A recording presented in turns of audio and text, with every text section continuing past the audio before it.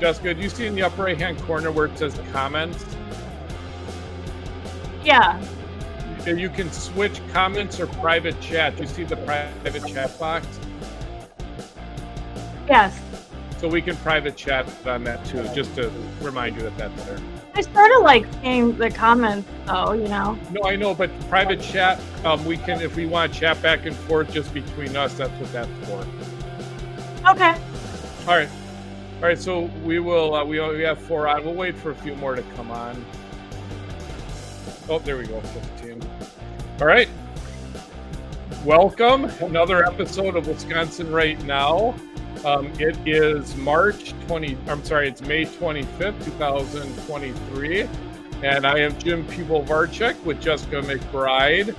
Scarlett is dealing with some kid issues right now. She'll be joining us a little bit later. And today our special guest host is Will Martin. Will Martin was a former candidate for Lieutenant Governor for the state of Wisconsin. Welcome, Will. Great to have you with us. Hey, thanks. It's a pleasure. We might want to diminish our music. Oh yeah, sorry about that. Will, before we get started, Will, before we get started, can you tell us a little bit about yourself? Sure. I was not born in Wisconsin, so I'm a Wisconsinite by choice, and got here for college. Grew up in the foothills of Tennessee, so almost where Dolly Parton's from. Ended up going overseas for a year, asked for Italy in the exchange, got Israel, and spent a year in the Holy Land. That changed my life, and I got an opportunity for a scholarship at Beloit College, came to Wisconsin, never left. And what were you doing overseas? Yeah, I got to be an exchange student in high school. I had this crazy idea of, I'd like to go to Italy. And I still got an I country, I got Israel. They said, you could go to Tunisia or Israel. And I thought, oh, Israel will be safe. So I went and lived there for a year and had a wonderful time. Actually taught English there for part of the time I was living overseas. And 20 years later, ended up going back, helping work for the Israeli government, advising them on some projects, including I helped to do the first ever welfare to work reform in Israel, based on Wisconsin. It was actually called the Wisconsin Plan. Worked for Tommy Thompson, helped implement welfare to work reforms here, ran $250 million of that initiative, saved about over $20 million in the first 2 years, helping people go to work and earn their own economic independence. And ran my own consulting firm for 16 years, working with the Israeli, British, and Dutch governments. They liked what they saw in Wisconsin and how we were socially reforming and getting people back to work so that they could earn their own. And from that, they asked me to come over and help them figure out how to do that kind of work. And after some period of time, Governor Walker asked me to come back into state government. And so I worked for the Walker administration for what I thought was going to be a year and ended up being 2. So we saw you speak at the Racine County GOP event. Mm-hmm. I think that's where we first saw you. And Jim and I were both blown away by you. And I know you ran for lieutenant governor. You were one of many candidates.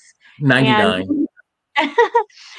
We hadn't met you yet, and so I think a lot of people haven't been introduced to you yet, even though you do have a long history, an impressive history of public service, but maybe not in front of the camera. And so we wanted to bring you on the podcast to introduce you to more people, because we think you're really interesting. Thank you. Can you tell people why you ran for lieutenant governor and what your politics are? I mean, you worked for Tommy, you worked for Walker's, and you ran as a Republican. Right. And as a conservative, and particularly as a fiscal conservative. So, I ran last year for lieutenant governor because I'm very concerned about our fiscal, health in this state. And so I've talked to people until people walk away. I'm very concerned about the fact that last year we were told that, the health pandemic, the COVID pandemic was the reason why we needed to spend so much money. When Scott Walker left state government, we were spending $76 billion for the biennial. Last year, we were spending already $87.5 billion. We've gone up $11.5 billion in a biennial.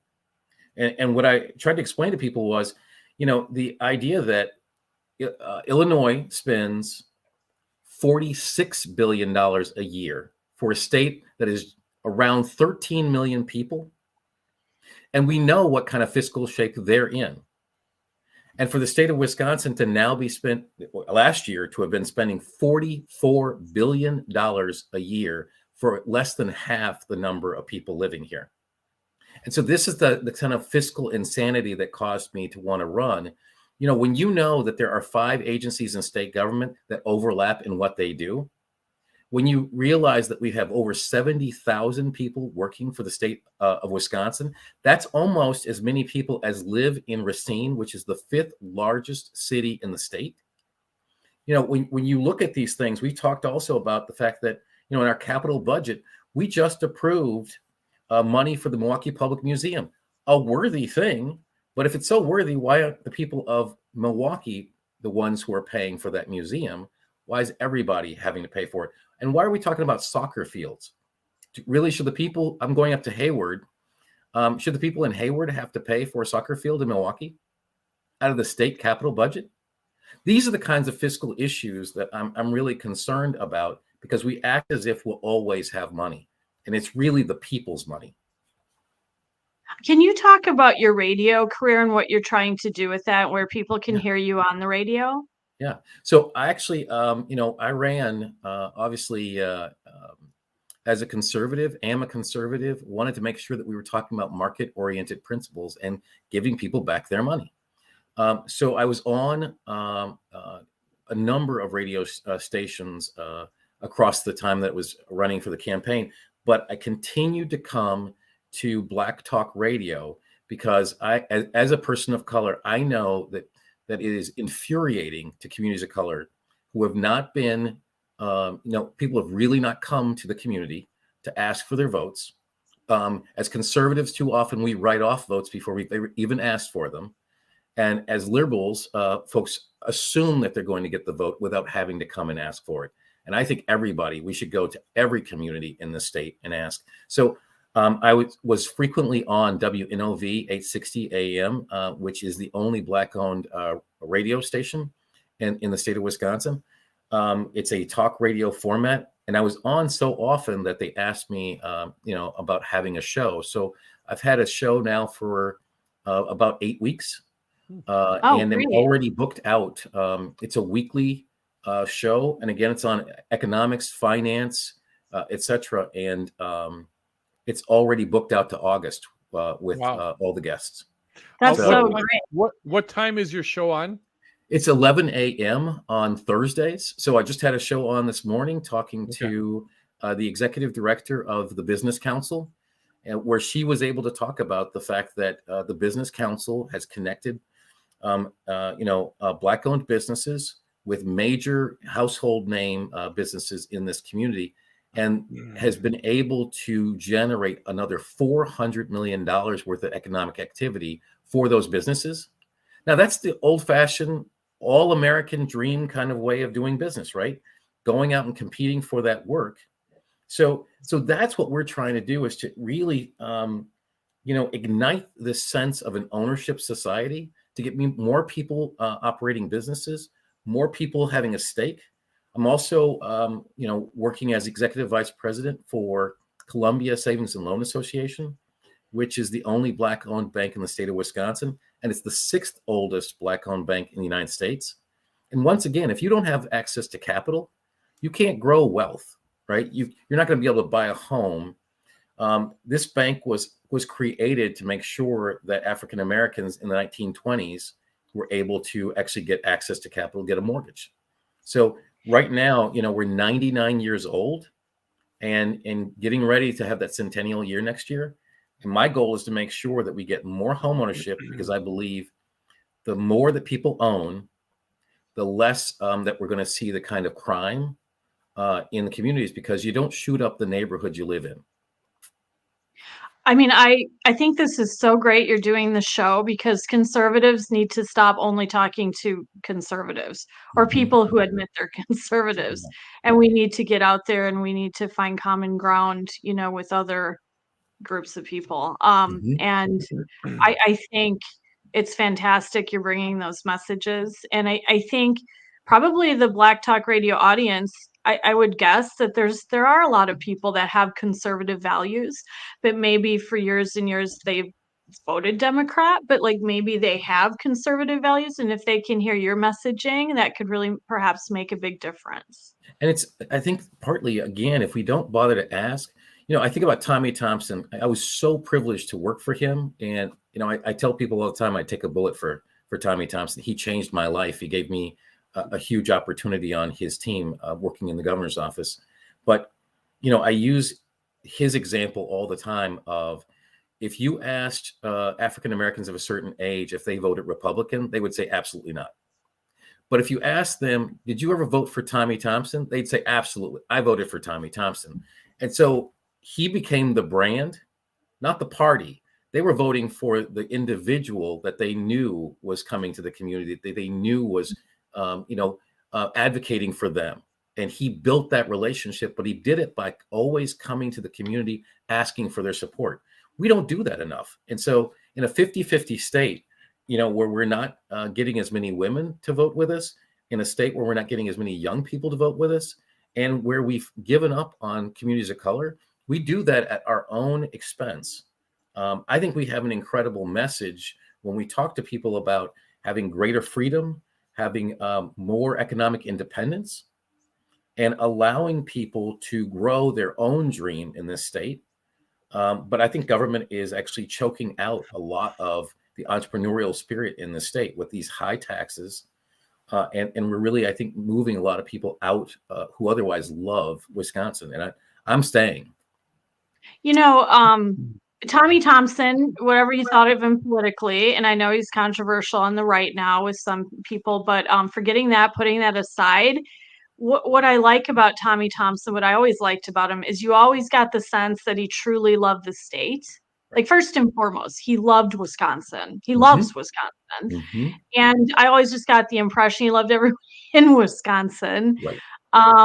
And you're right, he reached out across the aisle, which is something perhaps conservatives have lost a little bit. So, well, the thing is, he never believed it was impossible to get those folks.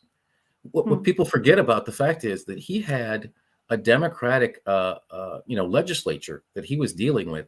He really, if you want to run the tape back and think about where do we get these majorities from, people forget that Tommy Thompson came into office and he built majorities, but he did so by continually reaching out. We wouldn't have school choice if it weren't for Tommy Thompson. And if we're really honest, we wouldn't have it without the Democrats also being a part of the conversation, right? Right. So school choice comes out of that belief of Wisconsin can do it better when we all come together. Welfare to work reform, we would have not gotten that and not been the leader in this nation and internationally. When you think about the other countries that I helped to advise, if it hadn't been for the Democrats also coming to the table to say, we all want better for our people. How do we do that? I think we got a little too lazy. Oh, sorry. Jim, maybe we should read a few of the comments, because some people listen to this where they're not. I was going to say, Will, you've got a lot of you have a lot of fans out here. We have Hilario Delian is saying, phenomenal person. He thinks you're going to make a great governor one day. He wishes the whole state could meet you. Ed Delgado. He's the chairman. I just want to say, Hilario, for people who don't know, he's the chairman of the Milwaukee County GOP. Yeah. And Ed Delgado. Hi, Ed. He's often a guest on our show here. He says you're without question one of the most genuine and intelligent people that we had during the 22 election cycle. So a lot of fans out here tonight. If I'd only had a few 100,000 more of those fans, we'd have won that primary. Yeah. Well, do you have an interest in running for political office again? It's possible. I really had never thought of it before. I've always served in the administration, so I was delighted to serve in Governor Thompson's office. And then I helped lead the welfare to work reforms and implementation, and then worked during the Walker administration at Wisconsin Housing and Economic Development Authority, and then in the Secretary's office for Department of Workforce Development. I've always thought of myself as somebody who implemented, when I was really kind of encouraged to run last year, it gave me an opportunity to voice my own positions about where I thought taking Wisconsin, made sense. And from that time forward, people responded. I just am excited to try to share what I know about what's going wrong and how we can fix it. So I definitely am in that Tommy Thompson spirit of we can fix our own situations in the state when we come together. And it's entirely possible that I could run again. If we could get a few more people like Ed and Hilario, then, it might be more likely. Very good. Meanwhile, Jim, there's some guy from Manchester, England, who wants to marry me and bring me to England and have six kids with me. Oh, there you go. Well, we'll have to have maybe message you privately, and you can work on that on the side there. Now you're heading up to Hayward. You're going to Deerfoot Lodge on the Chippewa Lodge tonight. Is that correct? I'm going to get up and try to work my way up that way. But yeah, I have been promised a beautiful weekend. Yeah. And I'm going up. These are folks that I met during the campaign, and it's really one of the wonderful things about Wisconsin is it's just filled with wonderful people and places, and it's one of the blessings of having run for office and gotten around the whole state. It is. It's a beautiful area. I've spent most of my life fishing on the Chippewa Lodge. My kids, I've been taking them to Deerfoot ever since they were all very, very small, and taking their friends there. And we've had a lot of fun crappie fishing. You should kill the crappies. Crappie should be on fire right now. Muskies, I think. The muskie opener is Saturday. So you should have some great time. Do you muskie fish? I am not. This is not a good idea to say this on a podcast that might outlive my desire, but I am not a great fisherman. Right. I need a lot more help getting much better at it. Maybe we'll take you out sometime and we'll teach you the ropes on muskie fishing. That sounds brilliant. I'm going to be hanging out with John Riggheimer, who's the chair of the we love party him up there. Yeah, we know. He's a great supporter, and so we've made some great friends up there, and so I'm going to be hanging out with him a little bit and a bunch of other folks up that way, and of course, love Tom Tiffany and others up that way too. So who's a real fiscal conservative as well. Awesome. All right, should we dive into Milwaukee and bankruptcy? Let's dive in. We have him for another half hour. Will really wanted to get your opinion on what you thought with the budget proposals, the kind of the infighting right now within the Republican Party, the state Senate, the Assembly. Basically how to handle Milwaukee and the financial mess Milwaukee is in. And, a lot of people are now suggesting that bankruptcy, and I know our message boards here is going to light up, that bankruptcy is the only route, and that's what Milwaukee deserves. Just wondering what your thoughts are.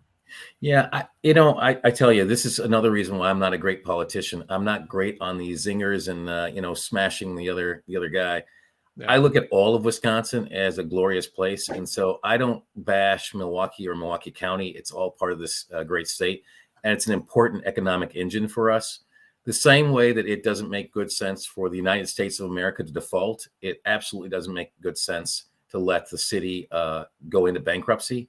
And I think people don't think about what is the economic damage to the entirety of the state when an area that brings in such revenue for us, if it were to go down, think for just 1 second about what happens to the RNC. Do we really want Republican National Convention to be held in a city that's bankrupt? I don't think any of us are going to Gary, Indiana anytime soon to hang out. So, the idea of letting California or whatever. Exactly. Yeah. So, from my standpoint, I really believe that it's in everybody's best interest that we get it right in terms of the fiscal health. Now we need to make sure that it is really focused. And so for me,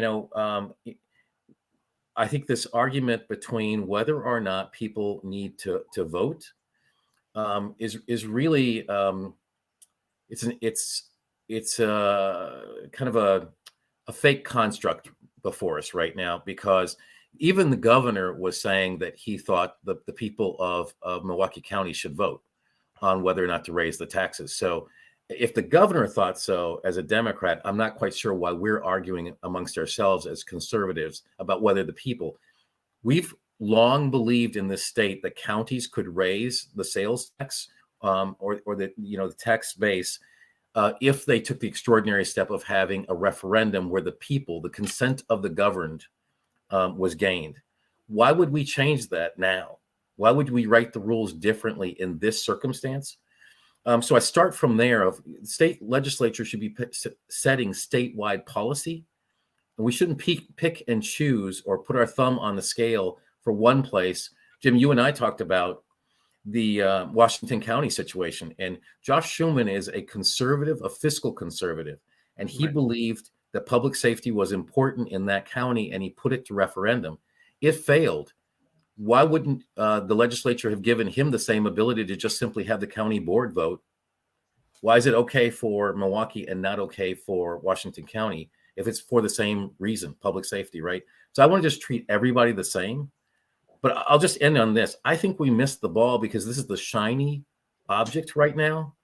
We're focused on what Milwaukee and Milwaukee County needs are. I'm still frustrated by the fact that we have not rolled back substantially the amount of spending at the state level.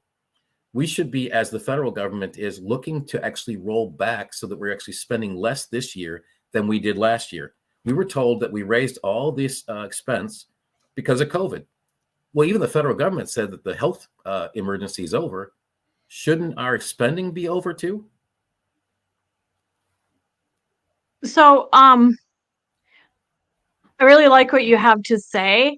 And I spent the last few days researching, and Jim did as well, like what would happen if Milwaukee went bankrupt, because we have seen a growing drumbeat on the right. I think it comes originally from the MacIver Institute, which has done some really good work, and we respect them greatly. It's trickled into, Milwaukee Talk Radio.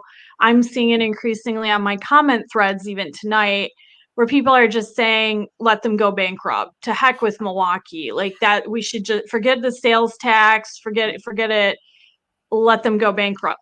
So we spent the last few days studying what has happened with other communities that went bankrupt. And we're running a huge story on this probably tomorrow. And I read a lot of research studies. There's a lot of different groups, and entities that have done a lot of very good academic scholarly research, really, really diving deep into what happened to all these different cities. And there's cities, in Connecticut, there's several in California. Of course, Detroit was the largest municipal bankruptcy, but there's, several, I would say, what was the number, Jim? 29, something like that, 37, somewhere in that ballpark of communities that have declared bankruptcy. So it's actually fairly rare. What we found is that when communities declare bankruptcy, often what happens is they have the ability to renegotiate labor contracts. And what that means in a city like Milwaukee would be the police and fire contracts in part. So to be very, very clear, and I just think that everybody needs to know what we're talking about here, police pensions, for example, could be on the line. Reductions, I should say, in Milwaukee police pensions would be an example. And not just police, but firefighters. And you said could be. I don't think we found a case in which they weren't affected when the community went bankrupt. I think every pension, if I'm not mistaken, got significantly reduced. Healthcare, retiree healthcare got reduced or eliminated. So when people talk about, let the hell with Milwaukee, let it fail and go bankrupt, you have to keep in mind that you are now telling all the current and former workers of the city and the county that, well, the hell with you and your pensions, and we don't really care about that. I think that's wrong. Right. And Jim, I mean, Jim, what do you think about that as a former law enforcement officer? Now, your pension's not affected because you're in the state retirement system. Yeah. Like, what do you think about that? And I think that's an important matter. I believe, Will, maybe you know more than I do. I think, is Milwaukee the only community that's not in Wisconsin retirement system? It's the only one I know of, and Yeah. I think it may even be because of their first class status. Yeah, I think you're right. So that's a difference. WRS, I think, is arguably one of the best retirement systems in the whole country. So I just found out that it's one of only 4 that is solvent. Is that they're right? actually profitable. Yep. Yeah. They can fully cover all of their expenses, all of the pensioners. Yeah, they've operated very wise throughout the years. I'm a part of it. I'm collecting benefits from it now as a former cop. So I definitely am glad that the city of Glendale decided to go with WRS and not self-fund. I'm not sure if they even could have. Yeah. But, thank goodness. And I'm sure Milwaukee cops right now are holding their wallets, nervous about what's going to happen in their future. Now, it's my understanding that if the state were to allow the city of Milwaukee to raise a sales tax, that they would require moving forward Milwaukee Police Department, I think fire also, to become a member of WRS. All city workers, I think, Jim, all city workers. Yeah. All municipal workers to become a WRS, so some people are saying, well, we're going to give them a handout. Well, we will, but I also think that's going to come with significant strings. Like they have to maintain their police force, reduce or eliminate spending on diversity and inclusion positions, and streetcars, stop, prevent them from using money for the streetcar. So there are going to be provisions put in place. Well, and then you're referring to the assembly plan that put these sort of guardrails on. Go ahead, Will. No, and my point is, I think, if we miss the moral element of this as well, we're a party that has continually said that we believe in backing the blue. Yeah. How in the world are we backing the blue if we say just let the city go bankrupt, and it should be done on the backs of folks who have protected us, our emergency services folks, our public safety folks? That's who should help pay for this. It's horrifying. What people forget is, if you're going personally bankrupt, your creditors get stiffed or whatever because of that. You're talking about your credit cards or something, and they're these sort of distant credit card companies. But the creditors of, a municipality are retired cops in a lot of cases, and not just retired. I don't mean to diminish the value of other city workers or the guys in public works or the firefighters or whatever, but the cops I think about in particular, because we know a lot of Milwaukee cops, retired and guys still on the job, and they go through so much. I mean, they're enduring so much right now. The guys in the job right now, it's unbelievable what they're dealing with. It's so incredibly dangerous. They're risking their lives every day. It's a nightmare how they're treated by the public. It's a nightmare how they're treated by the media. And quite honestly, we know guys where they're like, but I'm 5 years from my pension, so I've got to stick it out. That's the deal, right? I mean, that's the trade. They're risking their lives, but they're getting something back on the back end. And to create a situation, or for people to cavalierly go, well, let Milwaukee go bankrupt, when the likely outcome is the reduction of those officers' pensions. I think that people really need to just take a breath and really think through the ramifications of that alternative. Right. Well, I agree. And think of the police officers. There's already such low morale, and if now they find out that their pensions are at risk, or they're going to have even retirees are going to be losing their pensions. We already have a morale problem and a retainment problem in the Milwaukee Police Department, and they are the only ones that are holding back. They're like the dam that's holding back the crime, the wave of crime in the city of Milwaukee that's going to flood out to Washington County, Waukesha County, Racine County. And so it is we as a state need to take an interest in public safety in Milwaukee, if nothing else, to help prevent crime from leaking out to the other communities. Right. And, you know, we've talked about this, you know, so many of us have talked about this issue as we, you know, travel the state. Eric Toney talked about these very things, that, you know, crime coming through Milwaukee County that ends up in Fond du Lac County. Right. So there's so much of this. Think about, you know, the Christmas parade, the kinds of things that happen in Milwaukee County. And it's not to bash Milwaukee County. We want everybody to be safe in the state, right? Everybody deserves to be able to live with safety. And so, to me, and the only thing I would take a little exception to is we're not really bailing out the county or the city in this regard. It's the taxpayers of the community getting a chance to decide if they want to be taxed to fix this problem. And they have to agree, and for that to be the case. For me personally, you know, I still want to make sure that we don't let the balance of this budget off the hook, because I still want to make sure. I know I got a chance to talk to both of you on a previous occasion about, we have way too many buildings.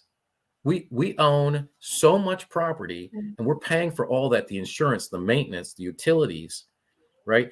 And many of these buildings are either partially empty or at a very low census. And so I still am back at, why don't we sell these buildings? And we know that it actually costs less for the state of Wisconsin to rent space in the private sector than it is to actually manage and own their own property. It's actually much more expensive for the state to own. We should be making those kinds of decisions right now as a conservative. You know, we've got an entire legislature with an overwhelming majority. We should be making these kinds of decisions right now, so we're setting us up on a much better fiscal footing for the future of this state. And I feel like we're kind of, not us, I think writ large, the state is allowing the legislature a little off the hook for getting this right now. So I'm still encouraging them to look at those areas. And then with regard to the city, I think we sell short the people of Milwaukee and Milwaukee County when we assume it can't pass there, but we put this up for everybody else to have to pass a referendum. If I were the mayor, if I were the county exec, I'd be asking every station in the metro area for an hour show to talk about the fiscal cliff that the city and the county face, and talk really about what this means. But then they'll have to admit the colossal failures, right? And I think one reason Voss wants the referendum is to force them to do that. He wants them to have to go out and make the case for how dire this is and how desperate this is, and how previous Democratic leadership, let's be honest, they really screwed this up. Like Tom Barrett really screwed this up. He was a terrible fiscal manager. The previous common councils were terrible fiscal managers. Nobody's being held accountable for it. And Tom Barrett's off in Luxembourg, as I've said before, like what, going to art exhibits or something and drinking wine and cheese and hobnobbing. And I think the frustration conservatives have, and why then they go knee jerk, oh, just let them go bankrupt, who cares, is they're so frustrated by that fiscal mismanagement and by that lack of accountability. That being said, we have to deal with what we actually, with the reality. That is the reality that presents itself today. So one thing I was looking at, I'm curious what you both think of this, is in some other cities and states, they were talking about how, there's nothing on the books allowing cities to go bankrupt, and there needs to be a state law to allow it. That's actually true here. There's no state law allowing the city of Milwaukee to go bankrupt. Milwaukee can't just go bankrupt on its own. However, the Republican-controlled legislature could introduce legislation to allow Milwaukee to go bankrupt.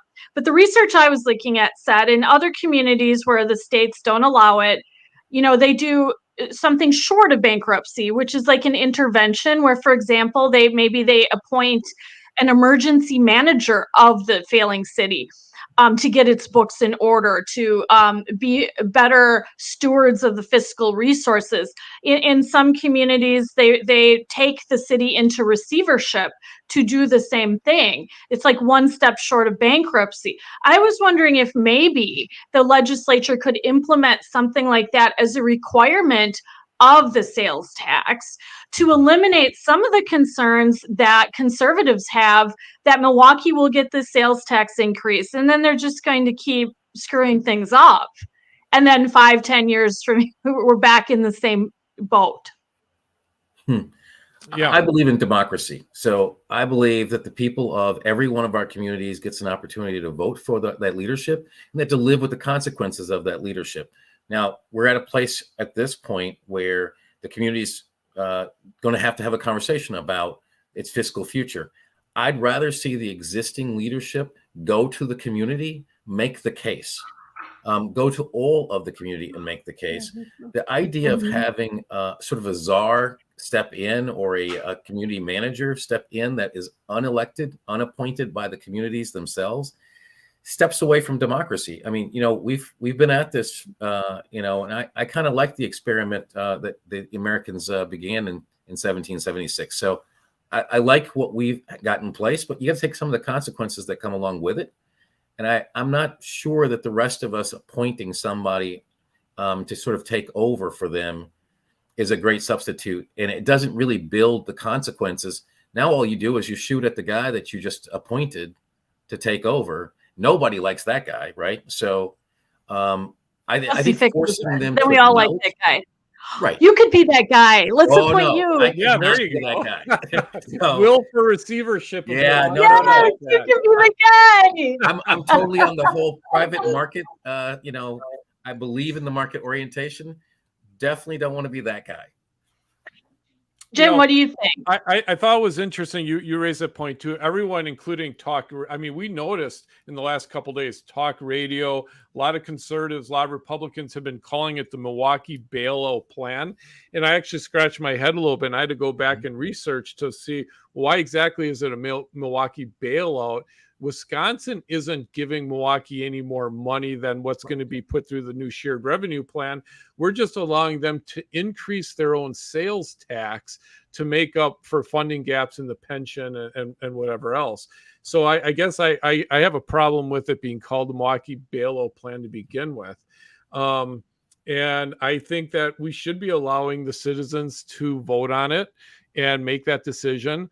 But I do like the idea, quite honestly, of putting guardrails in place because, unfortunately, we've got to treat the city of Milwaukee and county leaders as children because they have ran and they continue to run the community into the ground, going all the way back to Tom Ament, and how the pension scandal in the 90s. And so, unfortunately, I think if we do allow them to do a sales tax, I think that should be attached to some pretty severe guardrails. But as you said earlier, Jim, it's a very specific set of things that they've said. If you do this, this is what it has to be used for. Yeah. Actually, and I don't really want to, I don't want to advocate overly for the county and city, but actually, they're going to get 10% increase in state shared revenues, where every other community in the state will get 15% minimum. So it's, again, I'm a little uncomfortable with the way that we treat things differently. The legislation that was proposed increases every city and county's shared revenues by 15% at least. Milwaukee's the only one where it's 10%. So it should be the same. I agree with you. Yeah, right. Why is that? Yeah. Why are we screwing Milwaukee on that? This is my point about setting statewide. I really believe that the legislature is going to set a policy guideline. It should be the same for everywhere. We shouldn't pick and choose. And again, thumbs on scales aren't my sort of thing. So I'm going to stay with pro-democracy, and I really want the people themselves to get a chance to make their own decision. So I wanted to sketch out a few other things that came out of the research and so forth, and just so people make sure people understand all of this. So Chris Mann in the comment thread, she brought up master lock leaving and manufacturing. That is a huge blow, obviously, to Milwaukee.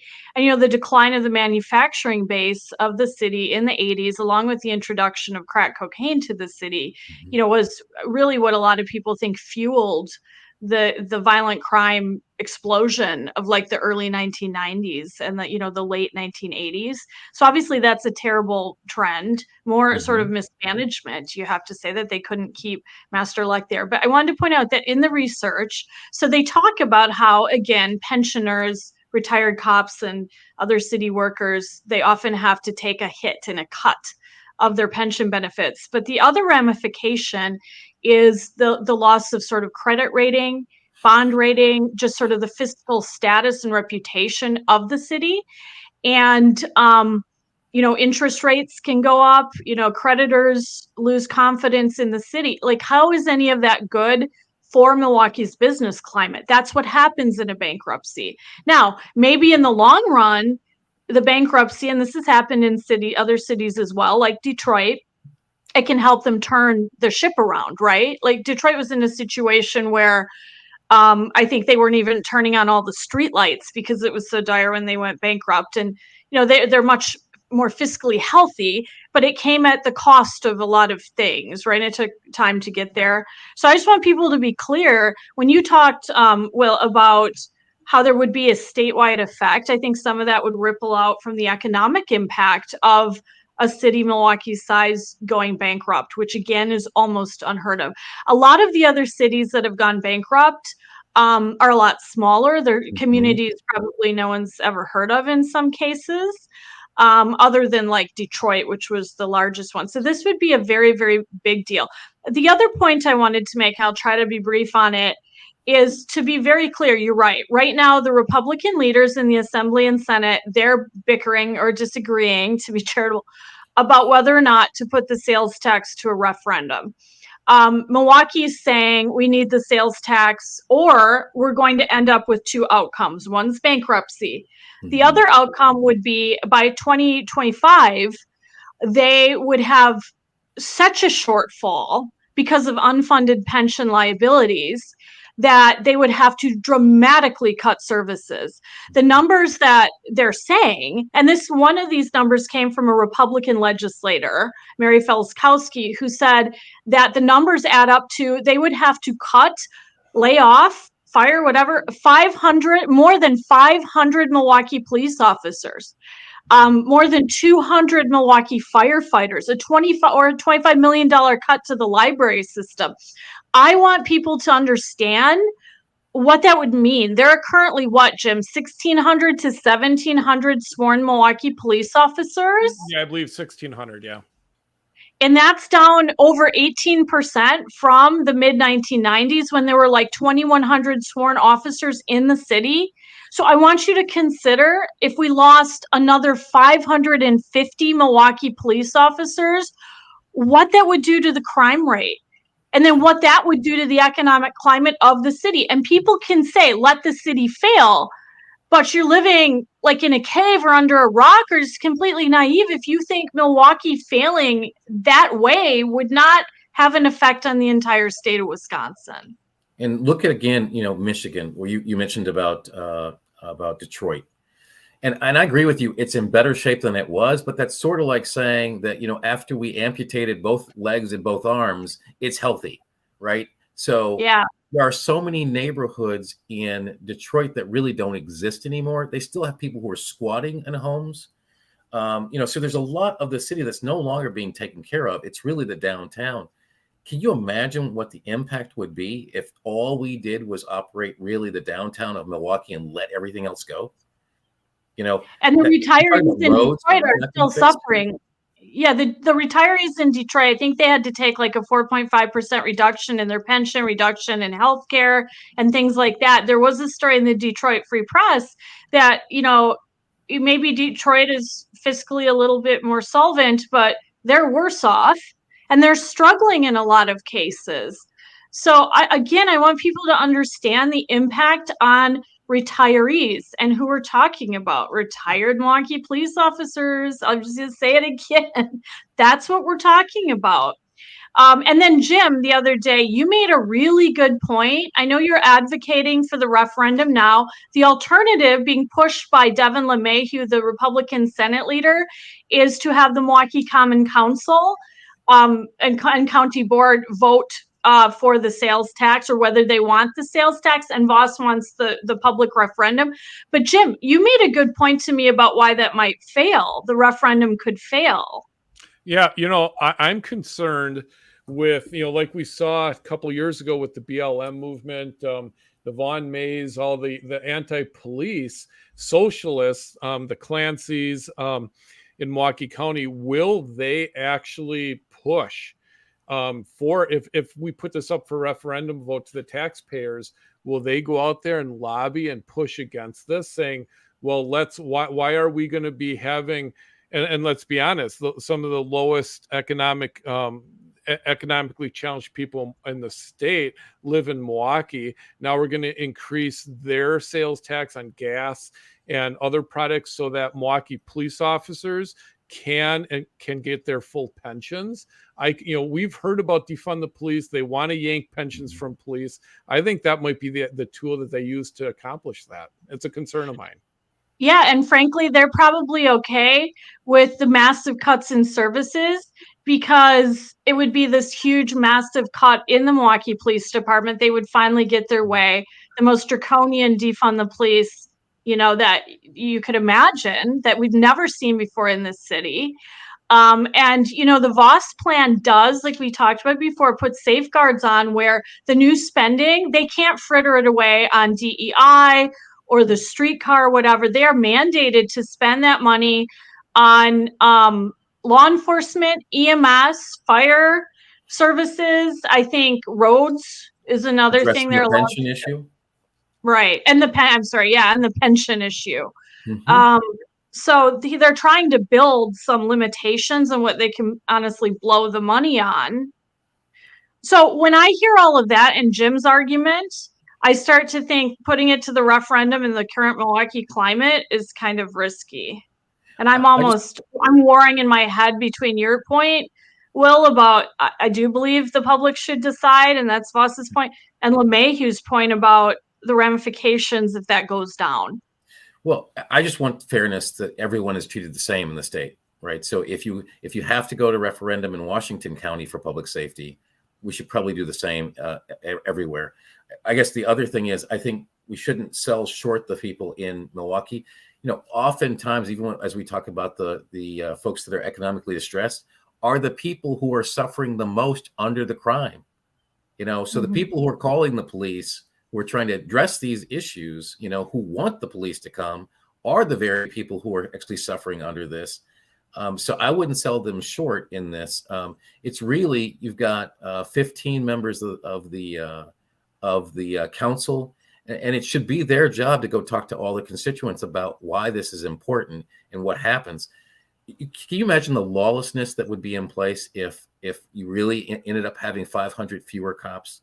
I mean, and Who would stay, by the way, who actually would stay on the force if you lost 500, right? So, I mean, if you just sort of think this through beyond, sort of the label, you get to a place where it's untenable. And I see, I understand that people are frustrated with what's going on.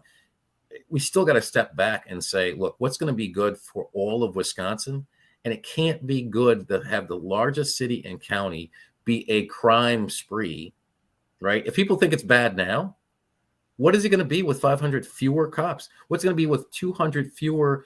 We have so few fires, because again, we've got real fire safety, and a really great force. So take that away. What are we going to be reduced to, right?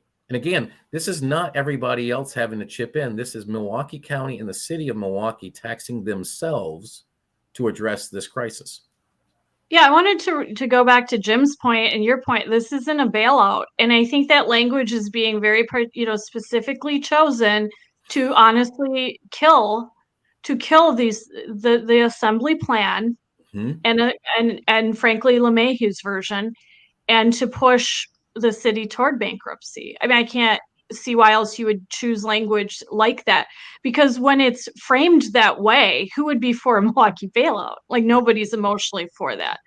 But I don't see how it's a Milwaukee bailout when, like you guys have been saying, what they would do, what Voss's plan would do is allow voters to decide whether they want to pay more in taxes or endure these draconian service cuts. Let And that's them. the American way, right? Right, right. I can see that argument as well.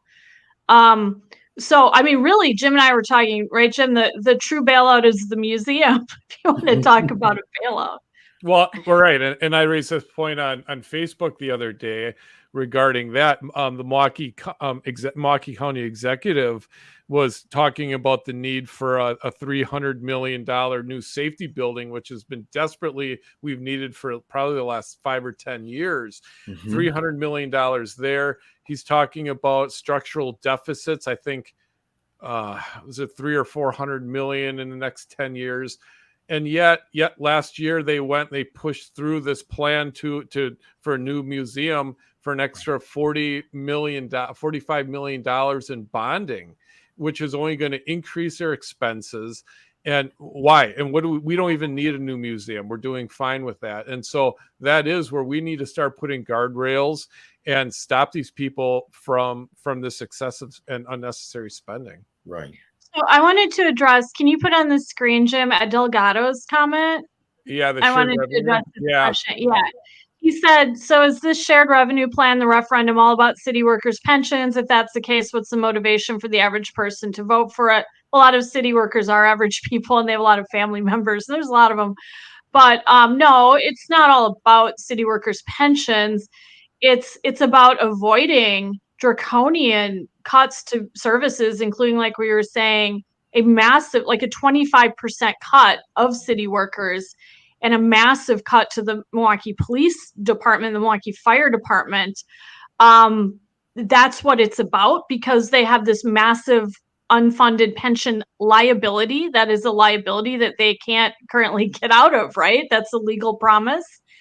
And so the plan is, in part, when you're talking about the Milwaukee piece of it, designed to allow voters to choose whether to raise the sales tax in order to avoid cuts of that size, because they have this huge looming deficit coming.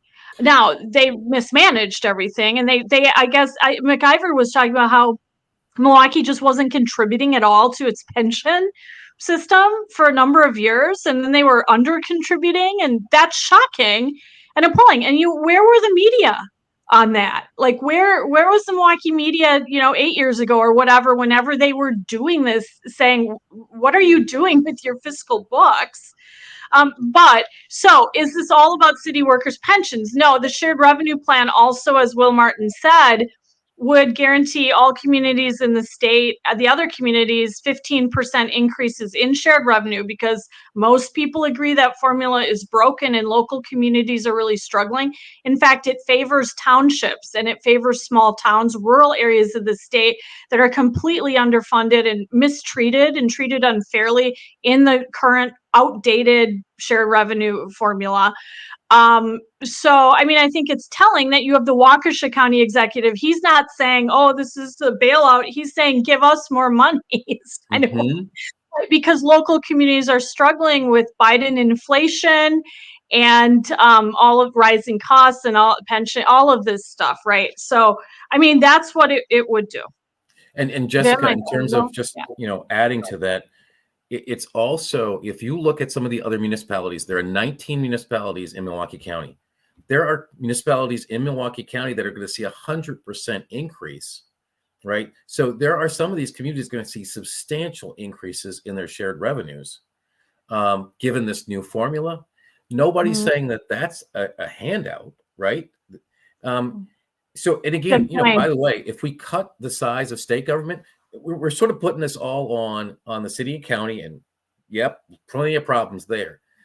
But for the love of God, we should cut the size of state government when we have 5 agencies that overlap, when we got over 70,000 people who work there, right?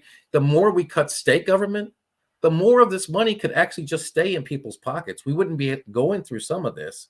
People should just keep their money. That's the problem is you need Evers. You need Evers to do that, though, right? Sure, you need Evers, but here's the thing. Here's the piece that I just don't quite understand myself. So let's say that we put together a conservative budget and we literally cut the size of state government. Let's just assume for a second that we get both houses together and everybody agrees at that level. And let's say that Evers says, no, I want to spend more money than we spent in the last several years. I want to spend more money.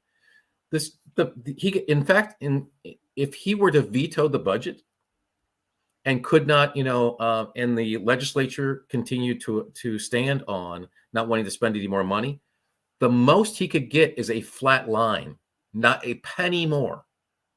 Okay. So what I want people to understand is if we truly put a conservative budget and show the state what conservative government would look like, and he vetoes it, he gets zero additional to spend, period. It flat lines with what we spent in the last biennium. So to me, it's a no-lose situation, right? We live on our conservative principles, and if he can't agree to that, well, then we don't spend any more money than we spent last year, which would be a huge benefit in this inflationary environment to the people of Wisconsin. So Darlene Wink had a question. She said, I am confused. Didn't Foss say the shared referendum would go to support police, fire, etc.? When Scott Walker was county executive, we paid our pension obligations. I personally think that Scott Walker, obviously you had Scott Walker as county executive, and then you had Chris Abele, who, I actually think was more fiscally conservative than a lot of Republicans give him credit for. Mm-hmm. I think he's socially liberal, but I think but I think he's a fiscal conservative. But they were dealing with like the fallout of the Ament boondoggle and the backdrop and all that. On the city level, you had Tom Barrett. I mean, I can't blame Cavalier Johnson because he inherited this mess from Tom Barrett, who was mayor how many years? Like, I mean, it was frankly this is on the back of Tom Barrett and the Milwaukee Council, and honestly, the county board as well, that was out of control for years and years. But to go to Darlene's point, yes, under the Assembly Shared Revenue Plan, part of the deal is Voss is saying we would let the sales tax hike go to a public referendum, but in exchange, the money that you're getting, both this additional 10% in the shared revenue boost and also this new sales tax revenue, if you get the referendum through, you can't go spend it on the streetcar and DEI and there are things like that they can't spend it on. But they also have to spend the new money on law enforcement, EMS, fire services, and I think transportation, meaning like roads, not the streetcar, roads was the other thing that they put in there. And I think that's true all over the state. So really what the Assembly Plan is doing is ending defund the police. I think there's a provision. They actually got Cavalier Johnson and David Crowley to agree to it. There's a provision that the Milwaukee Police Department must stay at its current strength of force, like its current number of sworn officers, and they can't decrease that. Mm-hmm. So, however, if this gets rejected, if the referendum were to go in place and be rejected, or if this all falls apart because the Assembly and Senate or Evers can't agree, and then Milwaukee's just sort of left with what it's got, that's where we're saying the pensioners, could be in peril because a bankruptcy might be the only option. And then that would really harm retirees, probably, if you look at what's happened in other cities. And they shouldn't have to carry it on their backs to fix this problem for the future. Right. Why should they pay the price for Tom Barrett being a jerk? Mm-hmm. Yeah. Basically. Scarlett, welcome. Hi. Hi, Scarlett. Hey, Scarlett, I'm going to tag team with you. I'm tagging out. Yeah. Now you're here. So the professional team's in place. Yeah, we got the amateur will stand down. Will, before we let you go, I just want to see if Scarlett, did you have any questions on this issue? I know you're jumping in late. Do you have anything you want to add? No, I don't. Right now, I'm just trying to get my daughter from start calling me repeatedly. Okay. Well, my teenage daughter who said, if mom doesn't answer, call her 10 more times. Okay. Will, we really appreciate you coming on. I know you have to run. We have to have you on more often. Thank you. Hey, I will come back as often as you'll allow me and put up with me. Great. So. We love it. God bless you and bless the state. And let's hope that we all get this together so the whole state can flourish. And Very good. if you could email me the information on your radio show time and where people tune in and everything, I'll put that on Facebook and try to push it for you. Oh, that's awesome. Thank you so much. Hey, thanks right. everybody. Thank you. Thanks, Will. Thanks for coming on. Okay, thank you. I love Will Martin. Yeah, he's great. He's The nice. more I hear from him, the more respect and more I really like him. And I think he Yeah. really does have a future here and maybe in Wisconsin politics and government. Oh, I think I he like does. his fiscal focus. Yeah. I like his fiscal focus. He's really, really smart. So yeah, a lot of interesting angles with the shared revenue thing. And I really don't know what's going to happen from here because this massive game of chicken between LeMahieu and Voss, and I don't see either one blinking. So I don't know what that means. But we wanted to at least inject some research into the, the discussion on the whole bankruptcy stuff. So people can You know, look for that story probably tomorrow.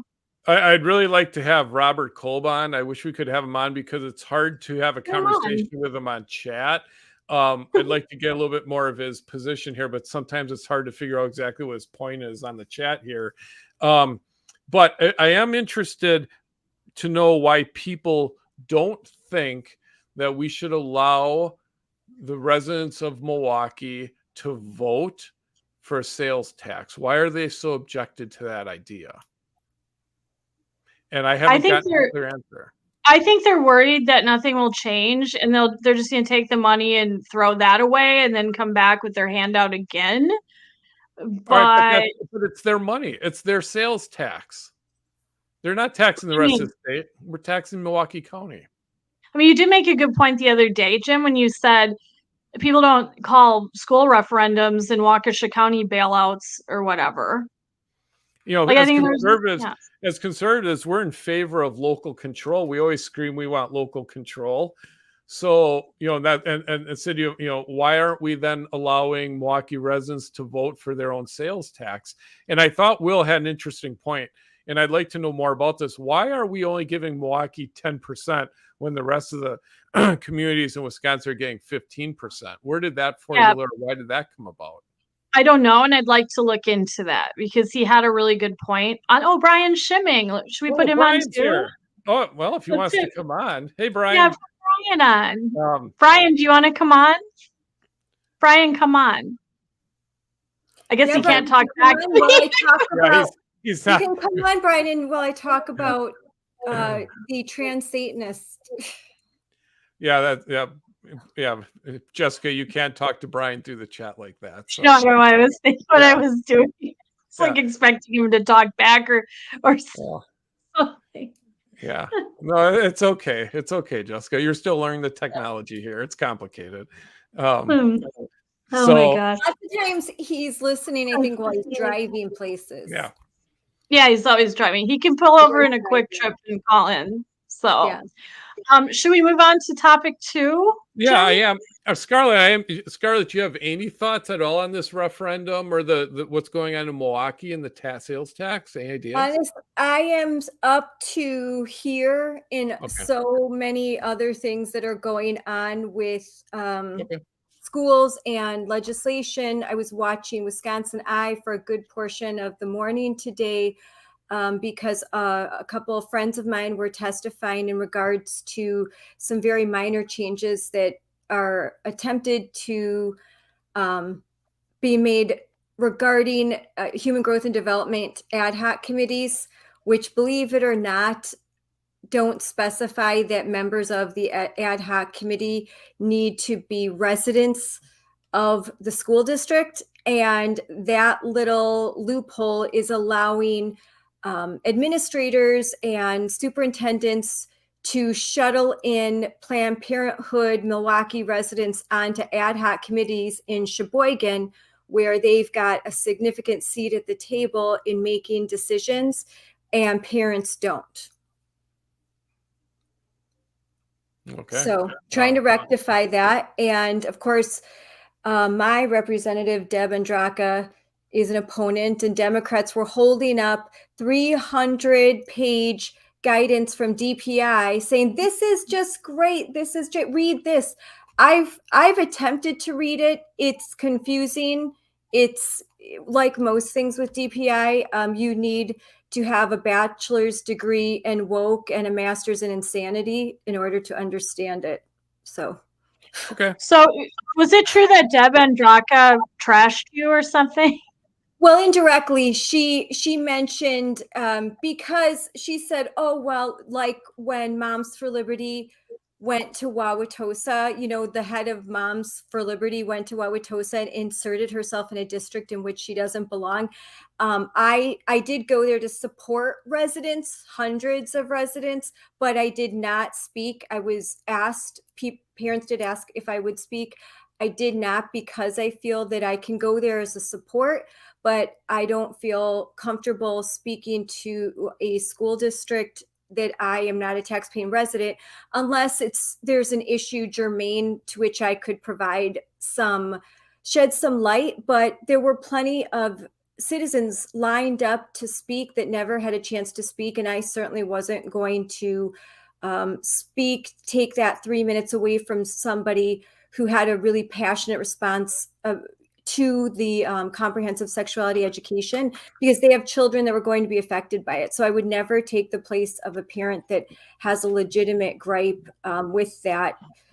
Well, it really upsets Democrats that parents like yourself and others, Amber and so forth, are engaging in civic life. Like that just drives people like Deb Andraka crazy. It just, her head is blowing up that you would dare to care about civic life in Wisconsin. Give me a break.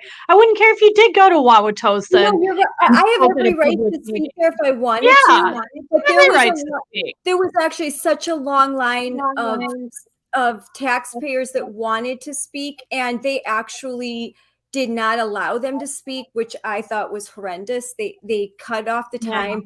They did what they typically do. They pick winners and losers during that time. They had activists block Amber and I from coming in. There was this woman that would not let us in. We called security. They just shrugged their shoulders and said, nothing we can do. And it took a lot of people and about an hour till finally she moved out of the way just so we could enter into the room and listen to what was going on. So that's their tactics are always aggressive and hostile. Well, we were just simply there to support parents and anyways, but they brought that up, and it was completely a false analogy, because this was about sitting members of an ad hoc committee making a very important decision about human growth and development in a school district. And in an ad hoc committee like that, all of the members should be residents of that school district. And the statute was written with parents in mind. And someone did testify to that who participated in the writing of said statute. It was written to give parents a seat at the table even years ago.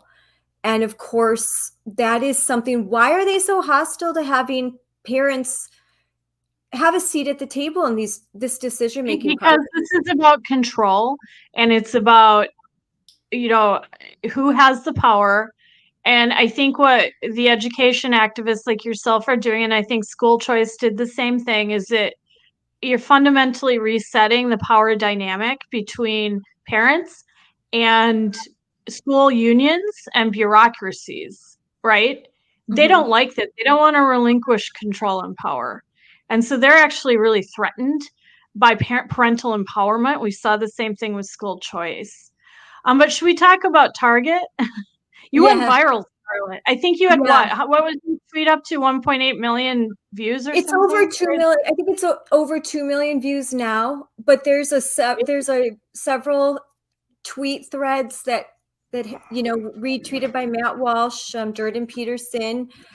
You all did a couple stories in Daily Wire. Glenn Beck retweeted. So it was pretty crazy experience to have all of my idols retweet and comment and have the thread on Fox News and all of that. This was something I wrote literally while I was in between a day my husband was out of town, and I was in my typical Uber driver gear, because I consider myself an Uber driver of my kids over the weekend. I'm literally going from place to place to place. And I had been doing this research and I thought, I'm going to put this on Twitter. People are probably going to think I'm crazy, but there's a connection here and I'm going to expose it because I'm hoping that this influences moms and dads to boycott Target because it was the bridge too far. I'll add some of the images to the screen so everyone. Yeah, I think it's important in all of these debates for people to be really specific about what they're opposing. Because it's very easy for the left to say you're anti-gay, you're you hate gays, where that's how they try to paint all of these debates. Yes. So why don't you go through and show people specifically, very precisely, like what you oppose that Target's doing? Yes, and that's very true. And what was great is I had so many messages and so many retweets because one of my messages were, a conservative woman should be embarrassed to shop at Target right now, and I had so many gay men and lesbian women say, hey, Scarlett, no, I'm a gay man. I'm a conservative and I won't shop at Target. I canceled my card. I'm embarrassed. I have 2 kids. I have a partner and we think this is completely inappropriate the way that they're targeting children, especially because the trans messaging that was geared towards children who clearly can't make these decisions. So just kind of going through it, right now it's working. This boycott is working. And here's why, because their quote unquote pride merchandise is not about adults expressing pride or expressing solidarity for the things that their culture, what they're doing. This is about merchandise that focuses heavily on gender and sex identity, and it's marketed towards young kids and preteens. And if you walk into like the Grafton Target is closest to me, so if you walk in, you're going to see these bright colors, pastel colors, toys, stuffed animals, Star Wars themed, Disney themed, from newborn baby size through toddler, to teen. And those are the most vulnerable, especially to messaging. Though they're not prepared for that kind of messaging. They don't understand it fully. And I think sane adults who aren't suffering from what I call transhausen by proxy, where I think there are some adults that, maybe they want their kid to be agitprop or they want their kid to be a billboard for political messaging. But I don't think all of us should have to walk into Target and sort of see images that completely conflict with our worldview and our sensibilities, where we're just trying to go there to get some groceries or get some sunscreen or something. Target's a private business, so they have no obligation to put things in their store that don't conflict with our values. But the point is, people then have a right to not go there, which is, I think, what you're saying. Yeah, and people then have a right to go to a different store. Sell what they want, but as they do, like, we don't need to support it and we shouldn't. That's exactly right. And this isn't, I'm not trying to make anybody do something that they don't feel comfortable with. But here's an example of the tuck friendly swimwear, and this swimwear is for women to tuck, for supposed women to tuck their genitals. And Alex Stein did actually a really funny video about it. If anybody knows Alex Stein 99, so he went into Target and put on a swimsuit and ran around saying, look it, I can tuck my junk. I saw that video. Brevity it's sometimes humor is the best way to address these things. But so this shirt, Trans People Always Exist, was adult size, but also child size. And then here, so then it gets interesting, because what I discovered on Saturday that I put out that went viral was that there was a partnership with one of the designers for Target's Pride collection, Ab Prolin UK. And this designer is responsible for the infamous Satan Respects Pronouns product line.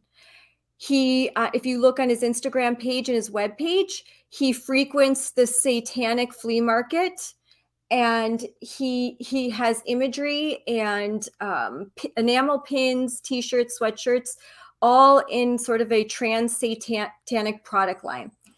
And one of the things that he said was how thrilled he was that Target approached him, recruited him, and hired him to design some of Target's product line. And if you go there, they have little bios of the designers. And this, if you wonder why, this is all in keeping with what's called a CEI score from the Human Rights Campaign. The more that you elevate trans voices, the higher your score is. And Target's had a 100% score. It's a consumer equality index score. They've had a 100% score for 10 years. And this is sort of like a woke ESG score. So he says, the designer, Satan is hope, compassion, and love. So naturally, Satan respects pronouns. He loves all LGBTQIA plus people. And he says that he went with a design of a goat head to represent a demon god that was known as a deity that possessed female breasts, male genitalia, and a goat's head. So was sort of not like all identities, I guess. And so he said he used that deity because themself is a mixture of genders, beings, ideas, and existences. They reject binary stereotypes and expectations. Perfect. And Sarah Gonzalez did a very good opening for her show where she said, you know, Target has made a decision to reject you and partner with a Satanist. So what are you willing to do? And I thought that was a really good question to ask. Like, what are you willing to do? What are we willing to do about it? And my point was, Target must have believed that moms were literally going to sacrifice our children to some trans demon god of woke because it's just too inconvenient to shop anywhere else. They maybe. Although, I mean, in fairness, just to be clear, like I'm not defending. I mean, the guy's pro Satan, which is out crazy as you can get. But I just want to make one point clear that Target wasn't selling his pro Satan designs. I think there were 3 designs that were innocuous, pre-innocuous. And he has been fired, correct?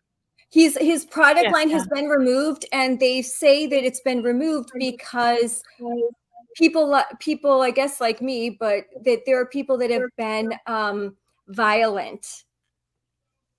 Oh yeah, they said volatile. I think they said we're moving this merchandise back from the front of stores in the South because it's provoked volatile conversation. I thought that was an offensive response. Like, no, like, yeah. I mean, volatile conversation. So they're deeming, you know, any criticism of this consumer concern, boycotting, to be volatile, like quote unquote volatile conversations. I thought that was, I mean, a sign that they really just don't get, I guess, what's driving the concerns. I do wonder why Target would want to associate, though, with a person who very openly and publicly declares his love for Satan. So. Yeah, you do. You know, you do wonder. I don't think, by no means do I think that every executive of Target is worshiping the devil or something. I think this was a decision made by, you know, I don't think that everyone in the Target executive board knows what's going on, but clearly somebody researched him. It's very easy to find. If I can find it while I'm scrolling on my phone and, oh, look at this designer, let's look him up. If I can find this within about 10 minutes, but if you Google pretty much in 1 minute, if I can find it, anybody could find it. Anyone could put these pieces together. I'm not super special. I just actually look into things.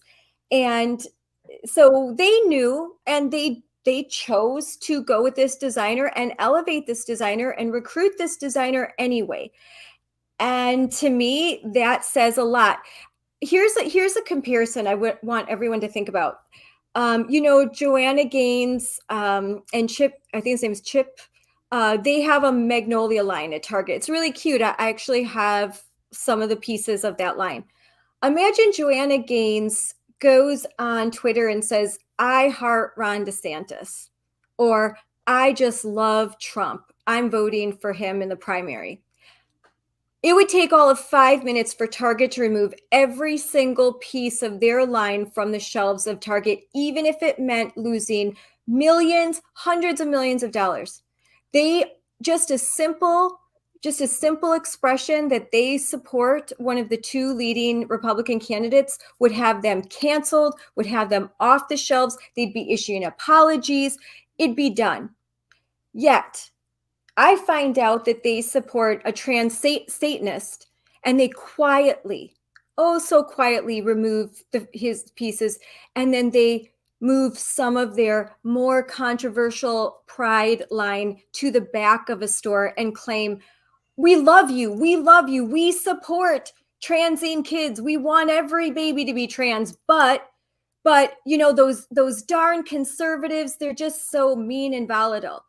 They don't even apologize. I mean, his comments, the Instagram posts of this guy, I looked through them, were volatile. So why aren't they recognizing the volatility of his comments about, I think he said, what did he say, Jim? Like cisgender people, like blow it all up or something like that. I'm paraphrasing. I don't remember exactly. Yeah, but there were pretty incendiary. Homophobic headrest. See? Yeah.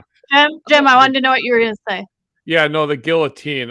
Yeah, something about homophobic people should get the guillotine, and yeah, just some really vile comments against heterosexual homophobic people. Yeah. So how could Target I declare that to be volatile. Yeah. How could Target look at the images that are right on his Instagram page almost immediately following his acknowledgement that he was now going to have a relative few pieces, not a ton, sold on the Target website and in stores? How could they look at this and think, yeah, this is definitely the direction we want to go? These messenger bags are near children's stuff geared toward children. They're in pastel colors. They show, a younger woman in one of the sweatshirts. She looks like she could be a teenager. And then the messenger bags and the other items, easily they're all in this like area that looks like a kids section. And most of the items in it are geared, in my opinion, towards kids. So, and the designer states what thrilled him the most was that young people were going to be exposed to him. Young people that otherwise would never be exposed to his brand were going to now see his work. And he was thrilled that he was going to influence a whole new generation. I mean, that's what he was saying. Clearly, he understood the gravity of what he was embarking upon. And for Target to feign like, oh, we had no idea, that's not being honest. And that's the big problem. If all of this was geared towards adults, I'd have a problem with it. I would complain. That this is geared towards young kids and teenagers makes it so problematic that they've lost my business. And my husband is thrilled, actually, that I will not be shopping at Target anymore because he thinks our family budget will be better off. But I all kidding aside, they've lost my business indefinitely. I would be embarrassed to be carrying a Target bag right now. And I don't plan to shop there. I don't know if I'll ever shop there again. I don't need to. I don't want to. And I'm going to start putting my money where my mouth is, and I'm going to look for alternatives as much as possible in many other areas. Jim, what do you think about this debate? You know, we discussed this, Jessica, the other day, and I think I'm bringing in Robert Kolb's comment here because I brought up this point that I think what we're starting to see with Bud Light and with Target is these kids are being indoctrinated starting in elementary school through high school, and now we know through public universities. And I think they're actually believing this extreme transgender wokeism, and they just believe that that's mainstream thought now. And then they're being hired into the corporate world, and then they're pushing this and thinking, well, no, this is what I've been taught, this is the right way to go about it, not realizing that 95% of society rejects this. And I think that's what's catching these corporate entities off guard. That's so I wanted to be that's a really good point, that they are in such an echo chamber. I think that's kind of when Trump got elected in 2016. Remember the tears and the crying, like, oh my God, I don't know anyone who voted for Trump. How could he have won? You're spot on. They actually believe that there are younger people that actually believe this is what people want, because everyone I know thinks exactly the way I do. What was a headline that there was a high school that was, now, Jessica, you would love this. A high school stated that in debates, they were no longer going to allow kids to say they had all these phrases. Basically, you can debate as long as you don't say a single thing that's conservative.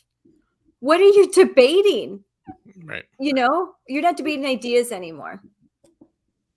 The one thing I'm gonna deviate from you on, I think, I'm curious what Jim thinks about this. Like, I don't care about the stuff targeting adults if it's like a rainbow shirt or pro-gay adult shirt. I mean, I think the swimsuit with the crotches marketed to women, I mean, there's a lot of people don't want to see that when they walk in the door of Target. That's really pushing the envelope. But I'm talking about like t-shirts or what? I'm sorry, with your kids. When you're walking into with your young children, I don't think we should be slapped in the face with this stuff. I'm not saying I'm opposed to them having it or even selling it to adults, market to adults. Hey, listen, there's a large gay and lesbian community that I think should have their own brand of clothing. I agree. But I don't like it being forced down our throat is what I don't like. Go ahead, Jessica. For years, Jessica, I've shopped at Target, and they've had a pride selection. They've had a little pride collection. I don't care about that, to be clear. There's a Pride Fest every year. I don't care. Have I ever gone to protest? There's a Pride Fest. I don't care. Right. I don't care about that does not bother me at all. In fact, I probably have more libertarian views on some of these things than a lot of people do. But when it targets children, first of all, there's two things. When you first walk in, okay, it's Memorial Day weekend coming up. Guess me and Amber have a project we're going to do tomorrow, so stay tuned. We're going to be going to some Targets and seeing how many American flags, how many t-shirts with a flag, how many tributes to veterans, millions of whom have died and given the ultimate sacrifice so that we can be free. Is there anything to commemorate our veterans during Memorial Day weekend? Is there a single thing? Or is there, or how little? So it's they have more Pride merchandise than they do 4th of July merchandise. And the 4th of July is a pretty big holiday in America, or they have about the same amount. They're a Pride month. I think it's an overkill. It's overkill. It's so much. Like I said, vomiting the rainbows as soon as you walk in is a little too much. But that it's geared towards children is my biggest problem. I would be irritated if it was all adults. I'd be irritated. I wouldn't care. I wouldn't care. If it's all adults and there's some t-shirt with a rainbow on it and it's marketed to adults and it's on a shelf at Target, I don't care. I'm Well, not. I'm irritated sorry. by I the don't. volume. I'm irritated by the fact that it's consuming I a don't whole care. section, and Let I it think consume a section. I don't care. It's a private company. If they want to market rainbow T-shirts to adults, go ahead. If they can find a market for that, I mean, I don't care. If yeah, some and adult wants to that's wear a it. rainbow I shirt, just think I'm it's proud of being gay. Why are we supposed to care I don't about think that? Why am I I know supposed to exactly care about why are we supposed to care about that? Why would you have like a huge, big, huge section who of cares? things later? I think that Who I cares? listen, that's fine. I think it's a bad marketing decision, and I think that it's irritating because it's political to me. It's not because of sexuality. It's irritating because the rainbow is a political symbol now, and it's a Necessarily. symbol I of. don't think that's Oh, I entirely think true. it is 100%. It is. I think It for is a some symbol. adults, it might be about their identities. I know don't know. it's I political. think we lose. I think It's we a start political to lose symbol. the argument, and we start to lose the high ground when we start talking about adults and stuff that's just a little more, when it's not No, tuck in, women's swimsuits or what or demons and Satan and stuff like that. You're in stronger ground when you're talking about, juveniles, and especially the rights of juveniles, like in a Sun Prairie school locker room, to not have genitals be exposed to them in the shower. I think that's the strongest ground. I don't agree. care about adult T-shirts. I'm sorry. Yeah, I don't. I'm not saying that I necessarily care. I care about the fact that the messaging is, to me, it's not like just, oh, here's a rainbow pride. The messaging is, when you read it, it's mostly about trans identities and sex identities and non-binary and all of that.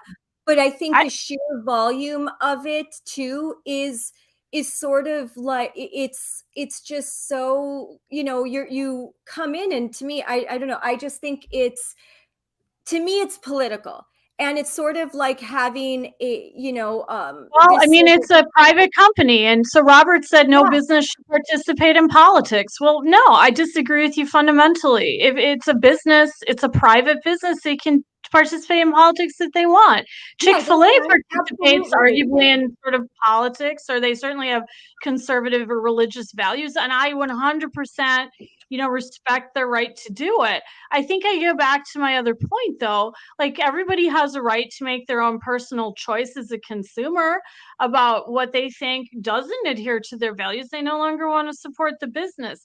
And I will say, taking a step back here, that what's going on, I think, with Bud Light and Target is they've awakened a sleeping giant, and they've discovered, like Jim said, that their younger generation sort of woke marketing people are woefully out of touch with their target consumer, woefully out of touch with the middle of the country. And they completely lost sight of that, honestly, of their target consumer. And now people are pushing back. They overreached, I think. So I've been saying I don't care about like adult T-shirts with rainbows for adult, but they're going beyond that. And I think in a number of ways they've overreached. Adidas overreached when they had what looked like a man to me in what they're marketing as a women's swimsuit. That's an overreach. I think hiring a man who's openly promoting Satanism is an overreach. And so, it's no great. and Dylan Mulvaney, where they said, I think the beer can, someone was telling me it commemorated her as a first year as a woman or something. Overreach in the minds of a lot of people. So I think what's happening is people are pushing back. What's interesting is that the right is taking the tactic of the left, or the left has been doing this for years.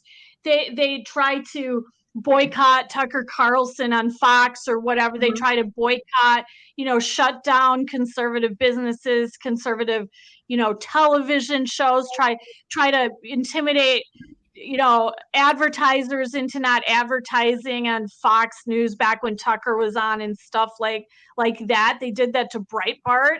We were talking to like the editor of Breitbart. He was talking about that to Jim and I.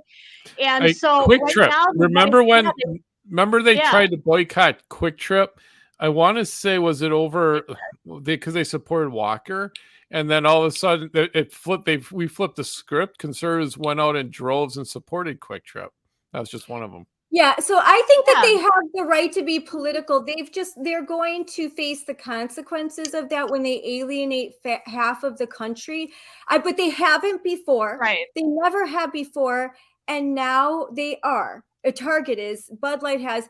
I think when half the country says we're done, you know what? We've had it. We're done being preached to. We're done having your woke agenda shoved down our throats, and we're certainly not going to tolerate. I don't want to walk with my daughter past a T-shirt in her size that says, I'm non-binary, rainbow heart.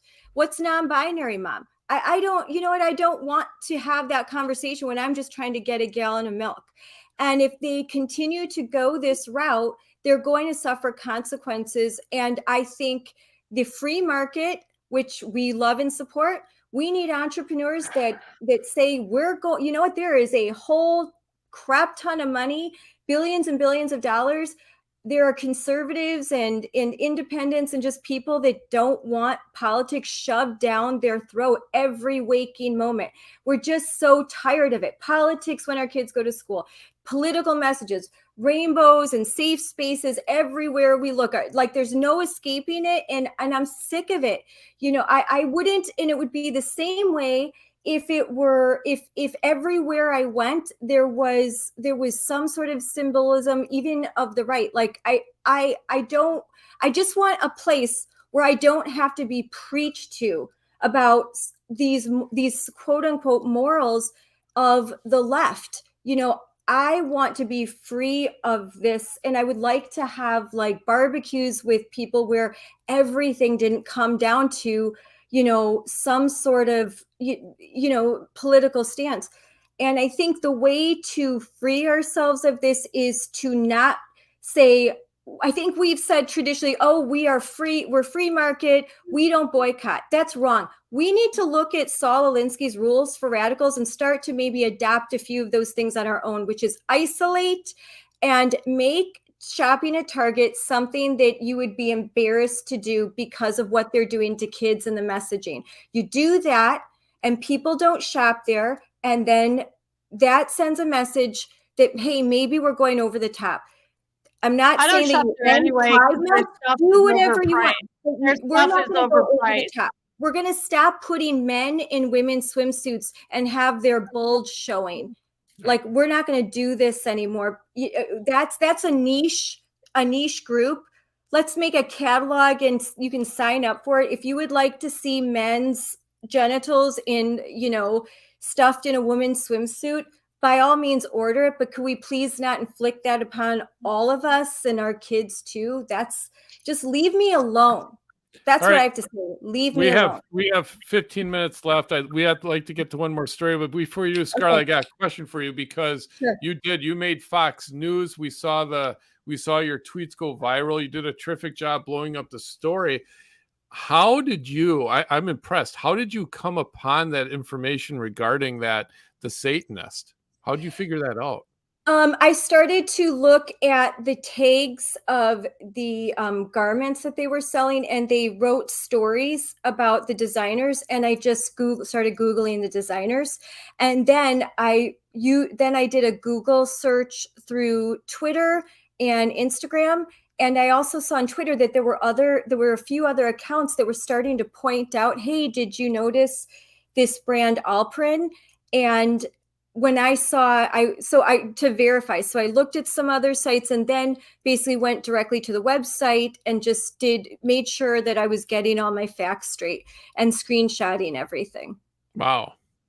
Great job on that. Yeah. And my friend made this cute graphic, my friend Shannon Adcock, and Prune Your Pocketbook in June. And it's really just about, we were just saying, like, just think about it. Think about, and maybe your values are, you're somebody that opposes animal cruelty.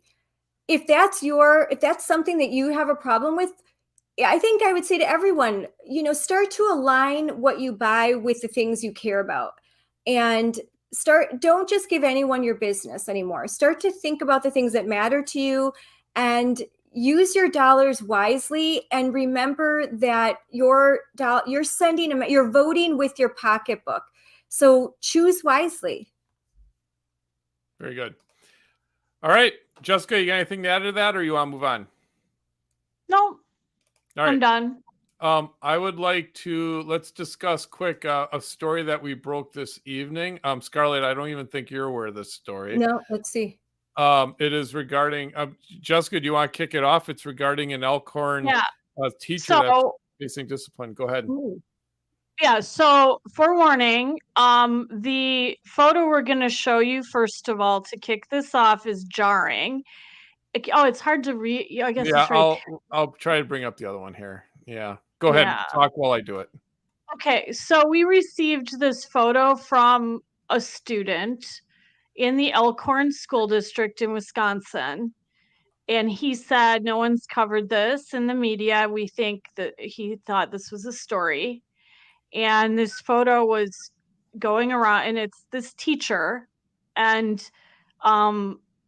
so you can read that, right? Jim, do you want to say? Yeah, the teacher standing in front of a whiteboard with the letters N blank GGERS.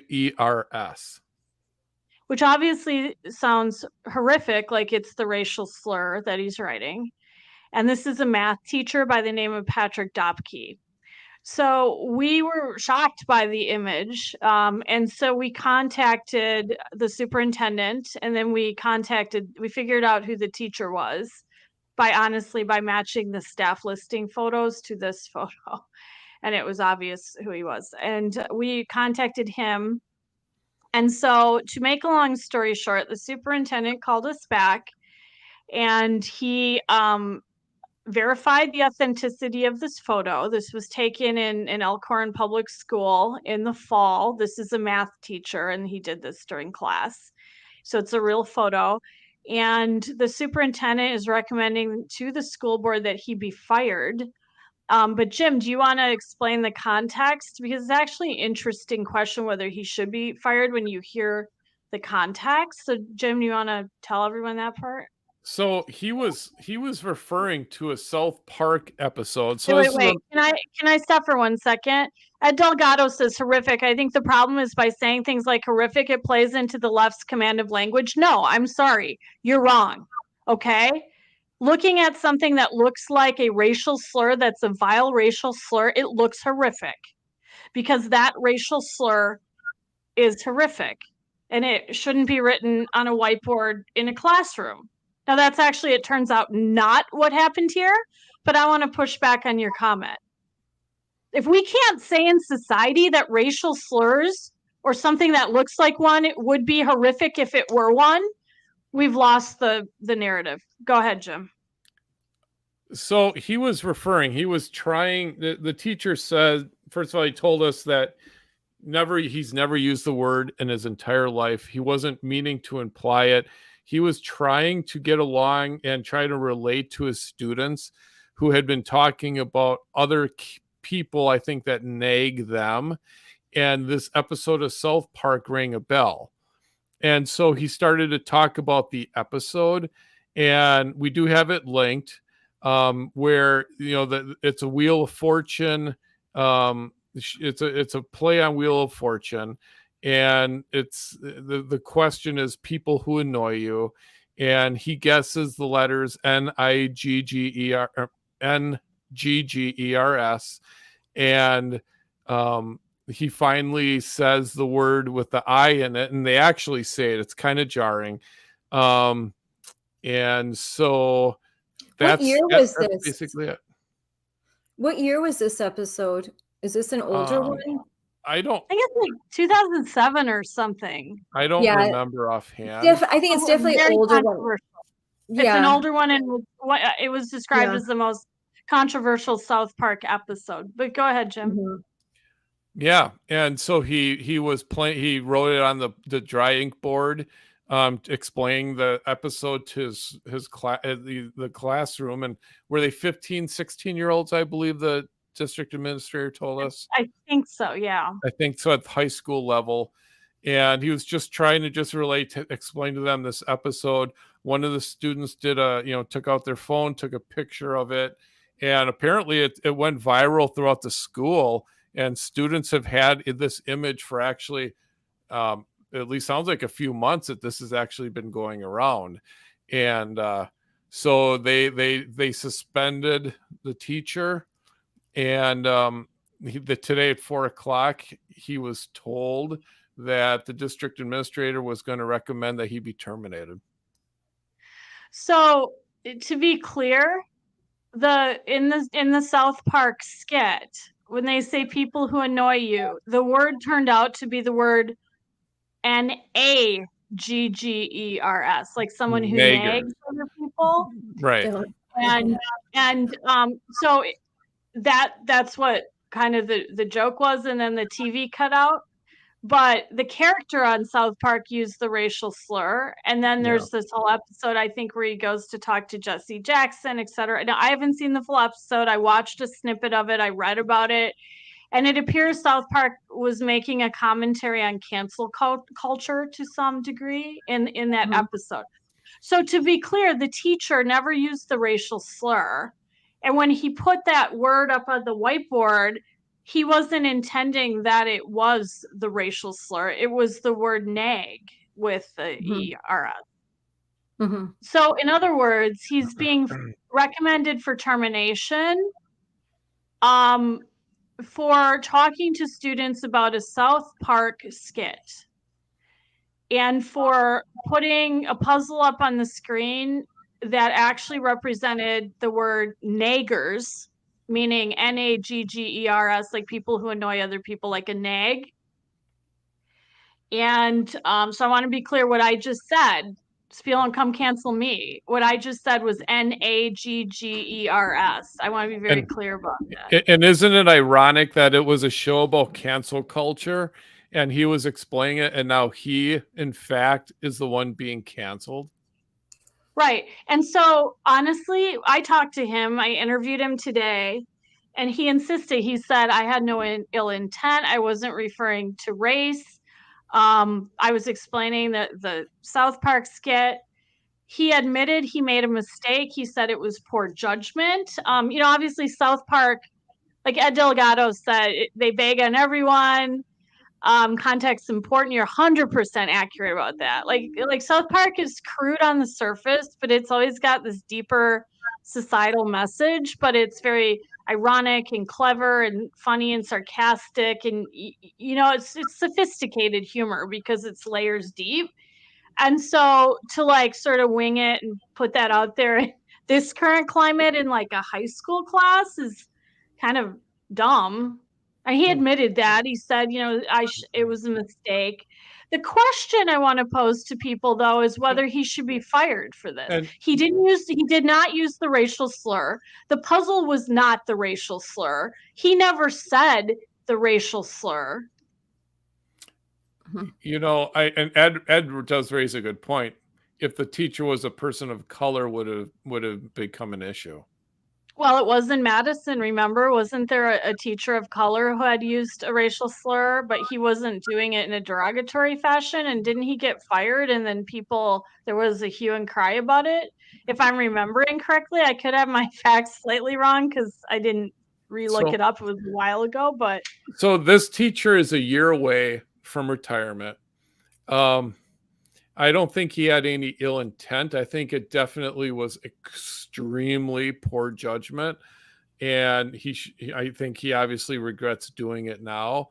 But I think my opinion, I don't believe he should be terminated. I think the board should probably take some sort of action, maybe a 3 or 5 day suspension, have him take some cultural sensitivity course.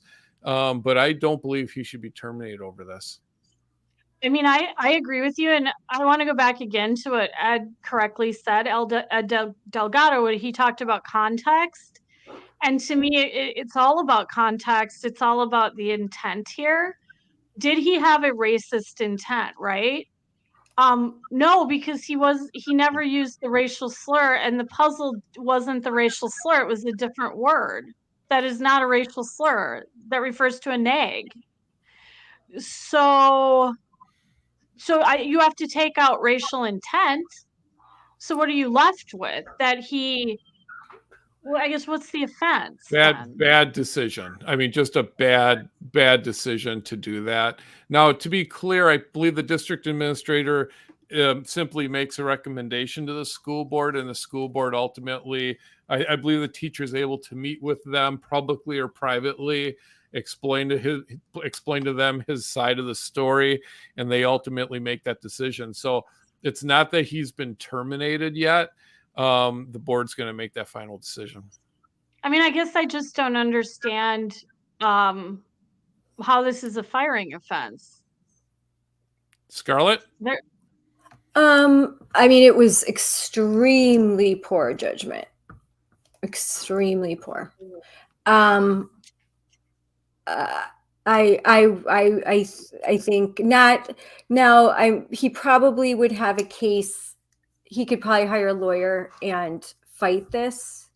And not too long ago, ACLU would probably take his case. Extremely poor judgment. Do you think he should have been fired, or do you think he should be fired? I don't know. I mean, you interviewed him. I have to read that. I think. I mean, come on. Your kids have cell phones. You're going to play something with that word in it in a classroom full of teenagers. He didn't play. I want to be clear. He didn't play anything with the word in it, though. So that it was never spoken out loud. No. This was as far as it went. Was he put the letters NGGERS on the board, leaving the second letter blank. That's bad. I mean, and then he explained to them the South Park episode, and that the word was the word with the word nag in it, NAG.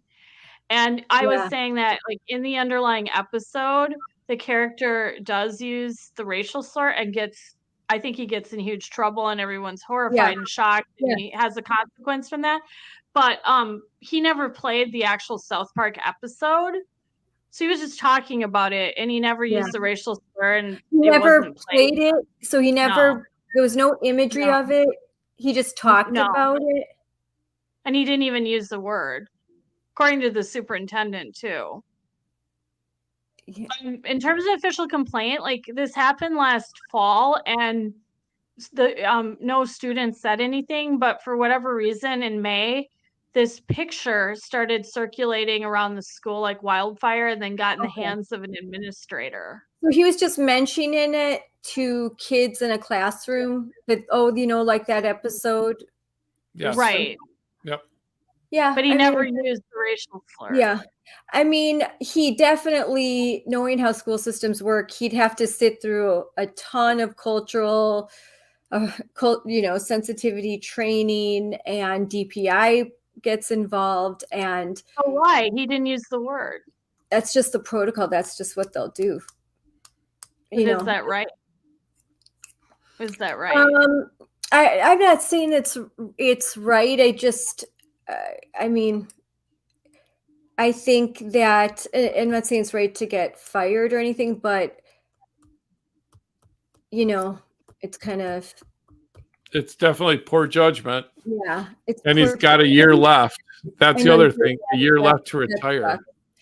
I mean, that sucks. If he made like an apology, explained like this was a complete, like, I just didn't mean any, gosh, people make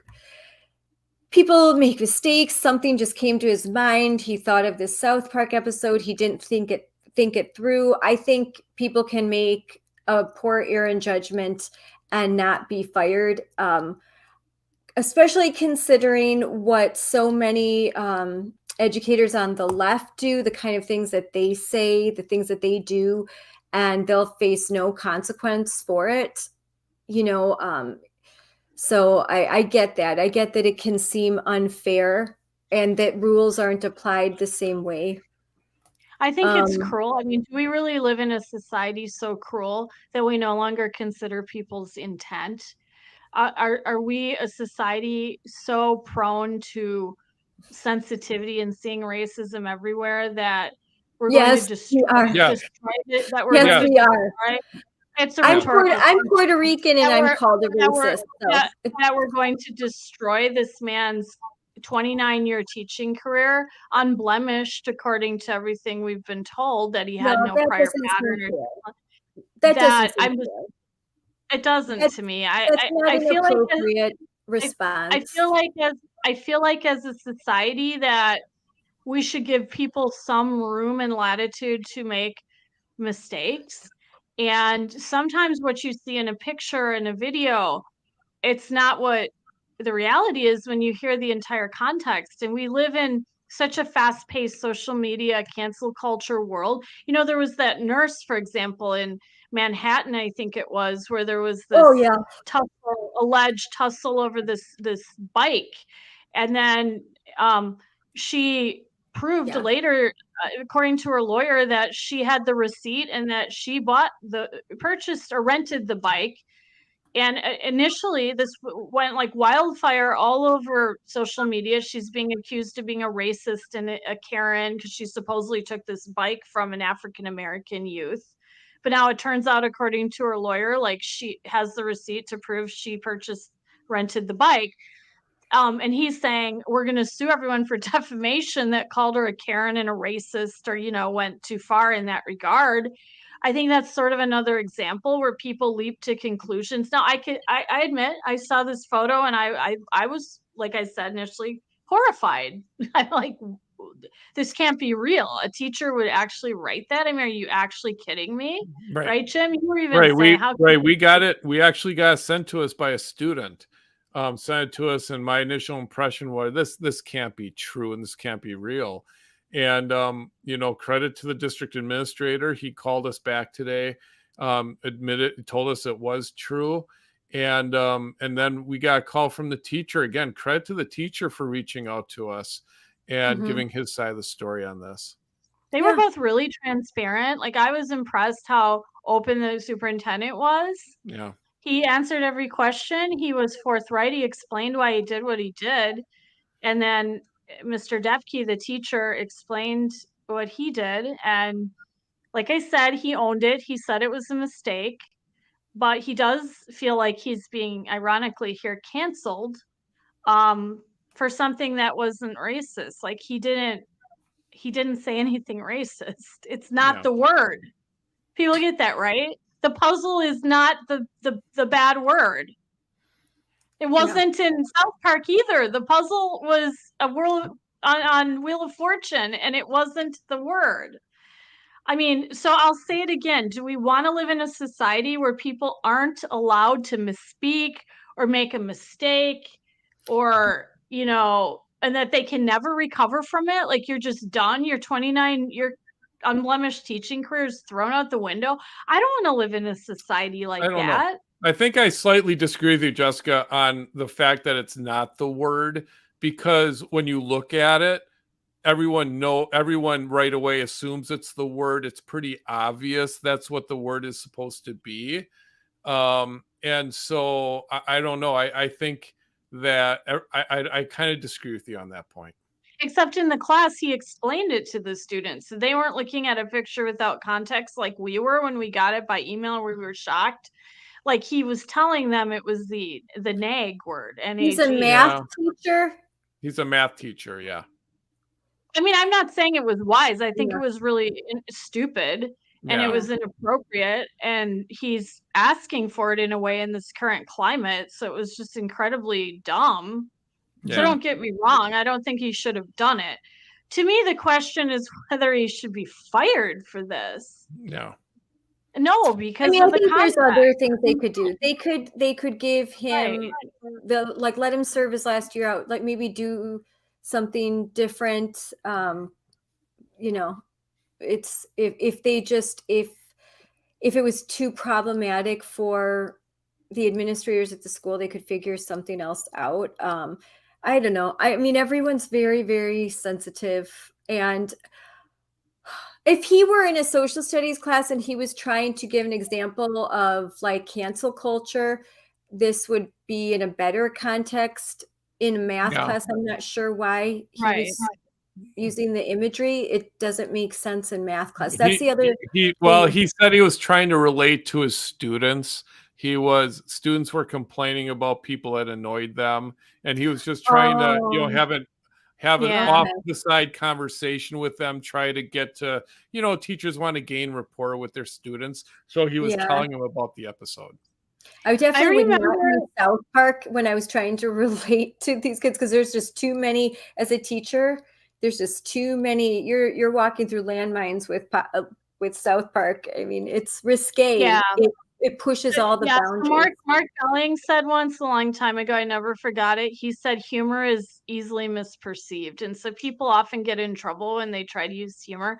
I think that's particularly true when you're using irony or sarcasm or very sophisticated humor like South Park is. Yeah. Even though, like I said, it doesn't seem sophisticated on the surface because it can be crude, but they're making a very sophisticated point usually beneath that. But yeah.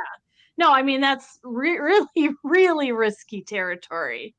Really risky territory. So I mean, absolutely. They do. Yeah. They do. It's their kind of humor is like, oh my God, I can't believe they did. That's what they're known for. And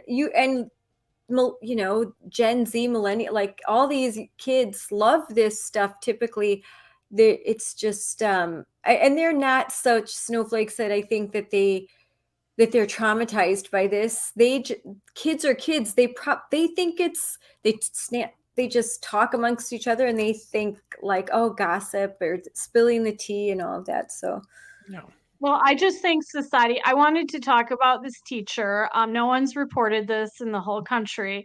And I think it's important when he goes before the school board that the fuller story is known.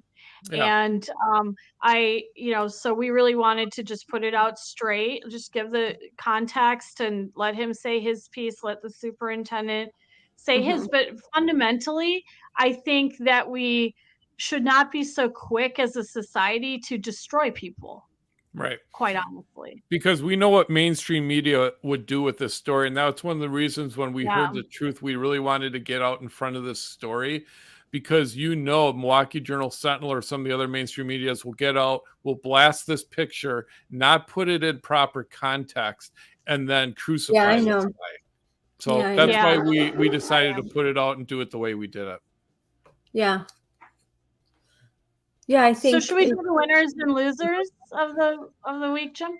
Yeah, let's get going. We're past our 2-hour mark. I honestly, I don't have anyone in mind at the moment. So go ahead, Jessica, with yours. Oh, wait. Okay. Winners and losers. Let's see. Maybe while we're waiting for Jessica to come with hers, if anyone has winners or losers of the week. I'll say my winner. I'll say loser, Target, big loser. Target's the big loser this week, and they literally lost $6 billion because go moms, and we're not shopping at Target anymore. So keep it up. Let's send a message to woke capitalism. You're not going to use our kids as human billboards for your woke agenda anymore. Our kids are not going to be roadkill in the woke Olympics. I think Ron DeSantis said something like that yesterday. And so they're the big losers. My loser is going to be, and I'm not calling them losers, but I think they're potentially the losers, are Milwaukee police. They've been just so decimated. What has been done to that police force is an outrage. It should outrage everyone in the public. Here these guys are, they're going out there. We know a lot of them. They are literally risking their lives right now as we speak out on the streets, understaffed, undermanned, not appreciated properly, having to deal with the media, having to deal with the Fire and Police Commission, having to deal with their crazy, administration, having to deal with a messed up, court system. They arrest people and they get right back out, and then they don't get charged anyway, or if they do, they get a weak sentence. Now, on top of it, these poor guys and women, they have to sit there and worry about their pensions, the pensions they were promised.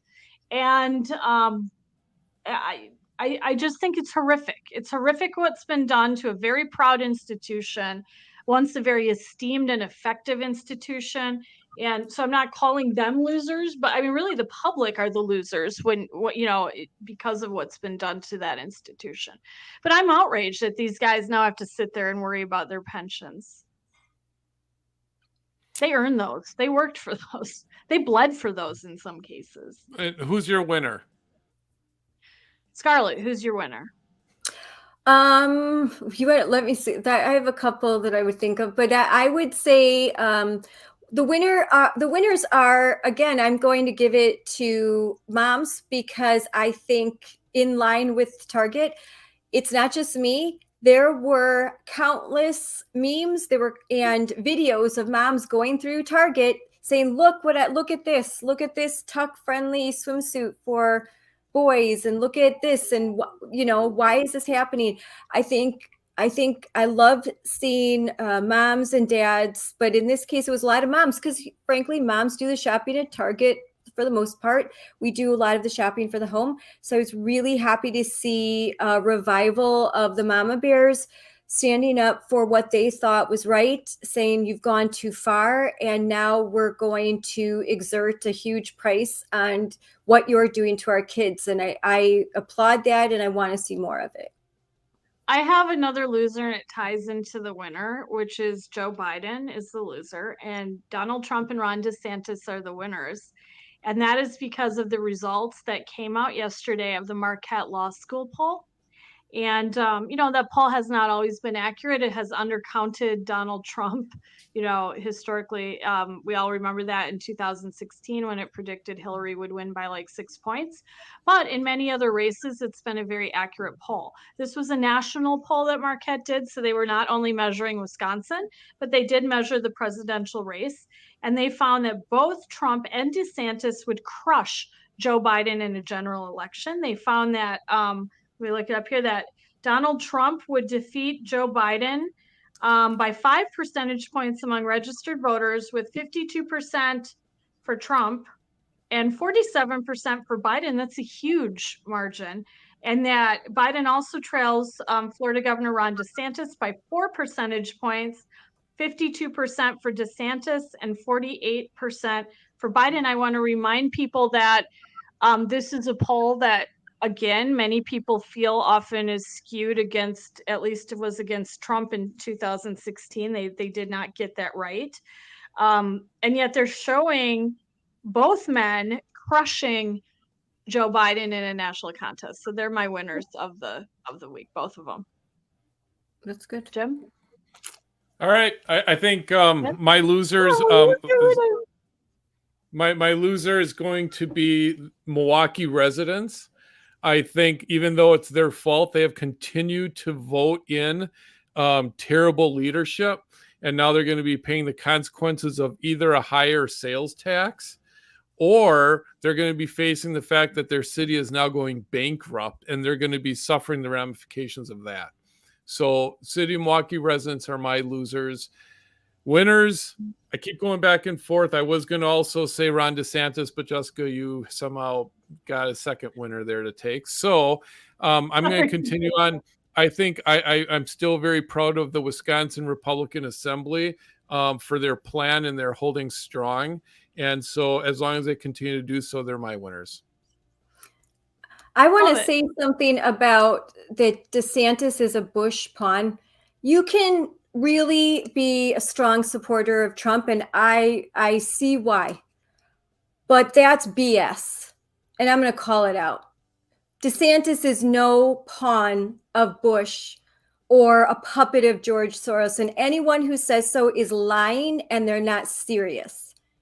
You look at Ron DeSantis and you say that he is a pawn of Trump, of Bush, then you're not being an honest broker, and you're going to lose you like Trump, you talk like that, you're going to lose him supporters.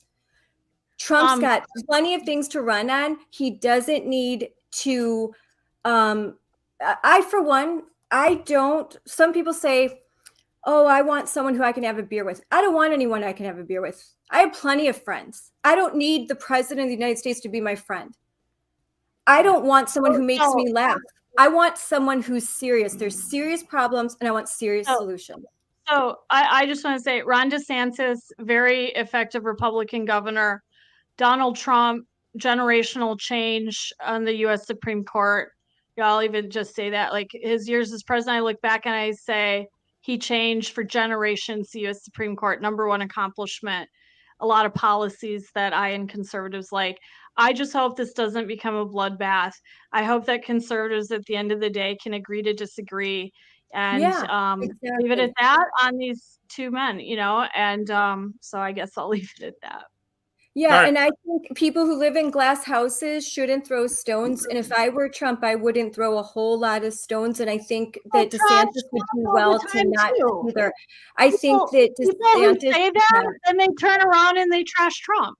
So Trump can't trash DeSantis, it's so terrible. And then they turn around and they trash Trump. So it's like Trump is supposed to just take all the arrows. He's supposed to get a primary challenge when he's a former president. He should talk about to criticize. I'm talking. But people aren't allowed to criticize. Trump isn't allowed to criticize anyone, it seems. Like he can't even criticize the crime. I was talking. I'm done. I can't talk. I get interrupted all the time. So I can't get my point out. So I'm just done. All right. We can end it. I didn't want to have to have a Trump DeSantis. Neither did I. Anyways. I was simply saying. That's not exactly what I was saying. That's not at all what I was saying. Okay, what I'm saying is that people criticize Trump and then turn around and say he's not allowed to criticize DeSantis, but meanwhile they're criticizing him. He's juvenile, he's a child, he's a bitter baby, whatever. They're saying all this stuff. I would disagree with that as well. Then they turn around and they say, oh, but, people can trash him, but he's not allowed to trash anybody. I just wish the whole level of discourse would be raised. Said that? Has Ron DeSantis ever called Trump a bitter baby? His supporters have. Has he put on social media things attacking like his wife, his characters, everything about him? Has DeSantis done that to Trump? His supporters have. Has Trump directly assaulted DeSantis like in every way possible? I think so. I just think supporters are going to say what they want. And I think it's bad for both sides. I think if they want to do that, they're going to do that stuff. Candidates don't do that to each other when they're in a primary. I think it's a bad idea. It's worked out very poorly for Wisconsin.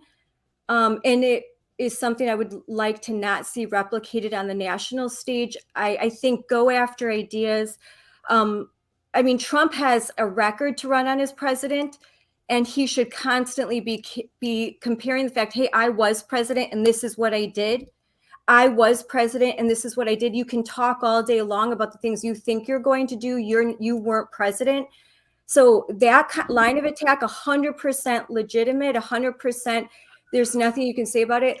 Attacking his wife, Casey DeSantis, attacking personally, going below the belt as a candidate, as a former president to somebody, but mainly attacking DeSantis as if he and Biden are kind of the same. But you're attacking Trump right now. You're attacking Trump right now. How is that helpful if he's the nominee? No, I'm not attacking. I'm not attacking him. I'm saying that he should. I'm actually giving. This is constructive criticism because I will vote for Trump if he's the nominee. Trump. But then you're trying to say he shouldn't criticize anybody. I'm not attacking Trump. He's been primaried. He has been primaried. It's a free country. I think Ron DeSantis is a wonderful Republican governor. He's a very effective one. We have not picked a primary horse, but this idea that Trump is just supposed to play nice and walk around holding daisies when he's being primaried. No. I'm not saying that at all. That's not at all what I'm saying. You are misstating everything I said. I think you're criticizing Trump. You're criticizing Trump as much as possible. Attacking his wife is a completely different story. Making fun of his wife is he can do it. He can do it. I don't want a bloody primary. I don't want people trashing Trump. I don't want people trashing DeSantis.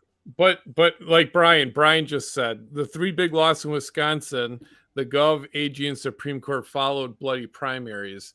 And I'm telling you, just even based on this conversation and what we're seeing, this is going to be a bloody this is going to be a bloody primary. That's Stop all I'm saying. pretending that the only person doing it is Trump. Kids. Don't go after Stop pretending the only person doing it is Trump, because you're criticizing him. It works both ways in bloody primaries, and everybody needs to stop it. So me stating that Trump should not attack Casey DeSantis is the same as Trump the candidate. Me, little me with, like, I'm saying, hey, you shouldn't go after the wife because that's not good politics. That's not good for the Republican Party. And it's actually not good for you. If you want to win, you shouldn't do that. That's the same as making fun of his wife that survived breast cancer and teasing her. Why are you criticizing? Why are you using your energy to criticize Trump when you could be criticizing Biden? I think that it's not criticizing. This is a perfectly acceptable thing to say, I think. But you know what? I want Biden to lose. And I'm very concerned that if we go from now until primaries and their personal attacks, we're not going to be able to defeat Biden. But you're personally attacking Trump. That's my point. I'm not personally attacking him. I'm not. You're criticizing him. You're not being positive toward him. I am being. This is constructive criticism. Trump's term wasn't flawless. I'm not saying that. That doesn't play well with moderates, independents, and it doesn't play well with a good chunk of Republicans. And I think it's a good idea to put your whole arsenal on Biden and go after Ron DeSantis. But you're not. You're spending your arsenal on Don't Trump. go after his wife. Don't go after. You're focusing your arsenal on Trump, and I'm saying, I just find this happen. Like, I saw Jay Weber today on Twitter calling Trump a bitter baby, and I was kind of like, how does that help advance our cause if Trump is the nominee? Which, honestly, the polls are showing is more likely than not to happen. And I just noticed this double standard whereby everyone can call Trump names or criticize Trump, but he's some horrible person if he dares to. Not true. If DeSantis was making fun of Melania, I would be just as critical of that. That's not true. Yeah, that's just not true. It's not true.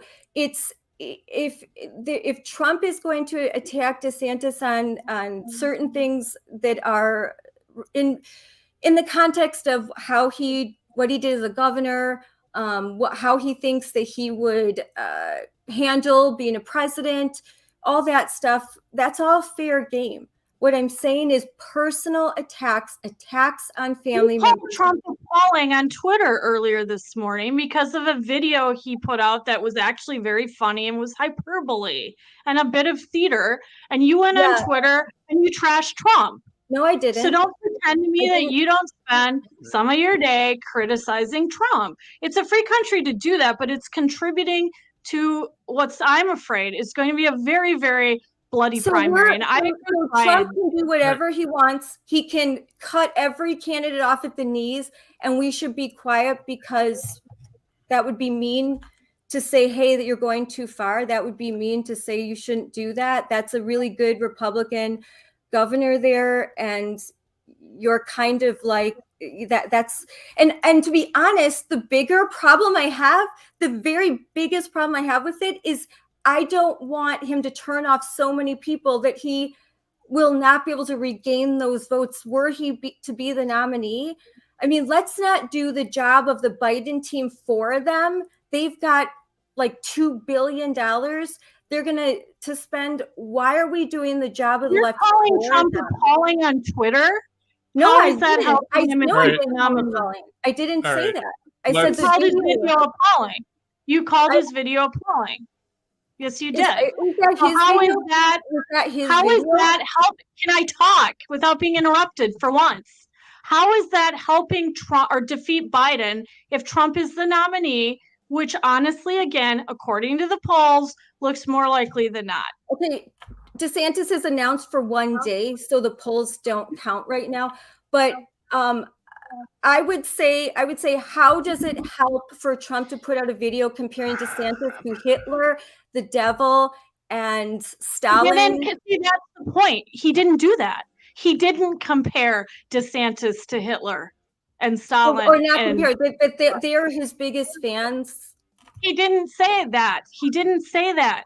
If you had actually watched the video instead of just tweeting a meme, you would know that. This is my point. He put up a parody video of the Twitter Spaces because he was making fun and light of. He was like, it was hyperbole. It was a bit of theater. He was making fun of the Twitter Spaces kind of melting down and, you know, having all these glitches.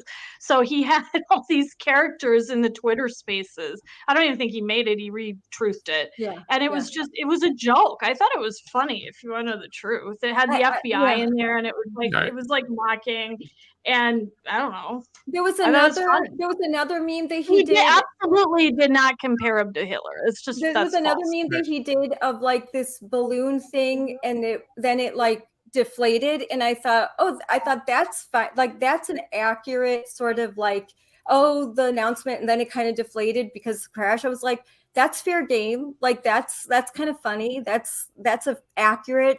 I think I didn't watch the whole thing. I did watch some of it.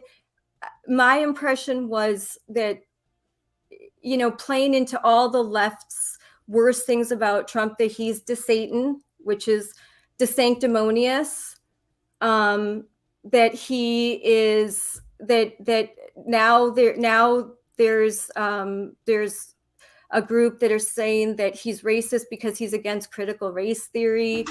That Laura Loomer was interviewing. You know, there's so playing into a joke. It was a joke. Right. It was a joke. Guys, let's wrap this up. Please. We weren't even supposed to have this conversation tonight. Yeah. Let's wrap it up. Let's regroup on this, and let's talk about it next week. All right. You guys. Yeah. That's. Good? I mean, I'm fine. Like. Great. All right, all. Good night. Good night, everybody. Bye. Bye.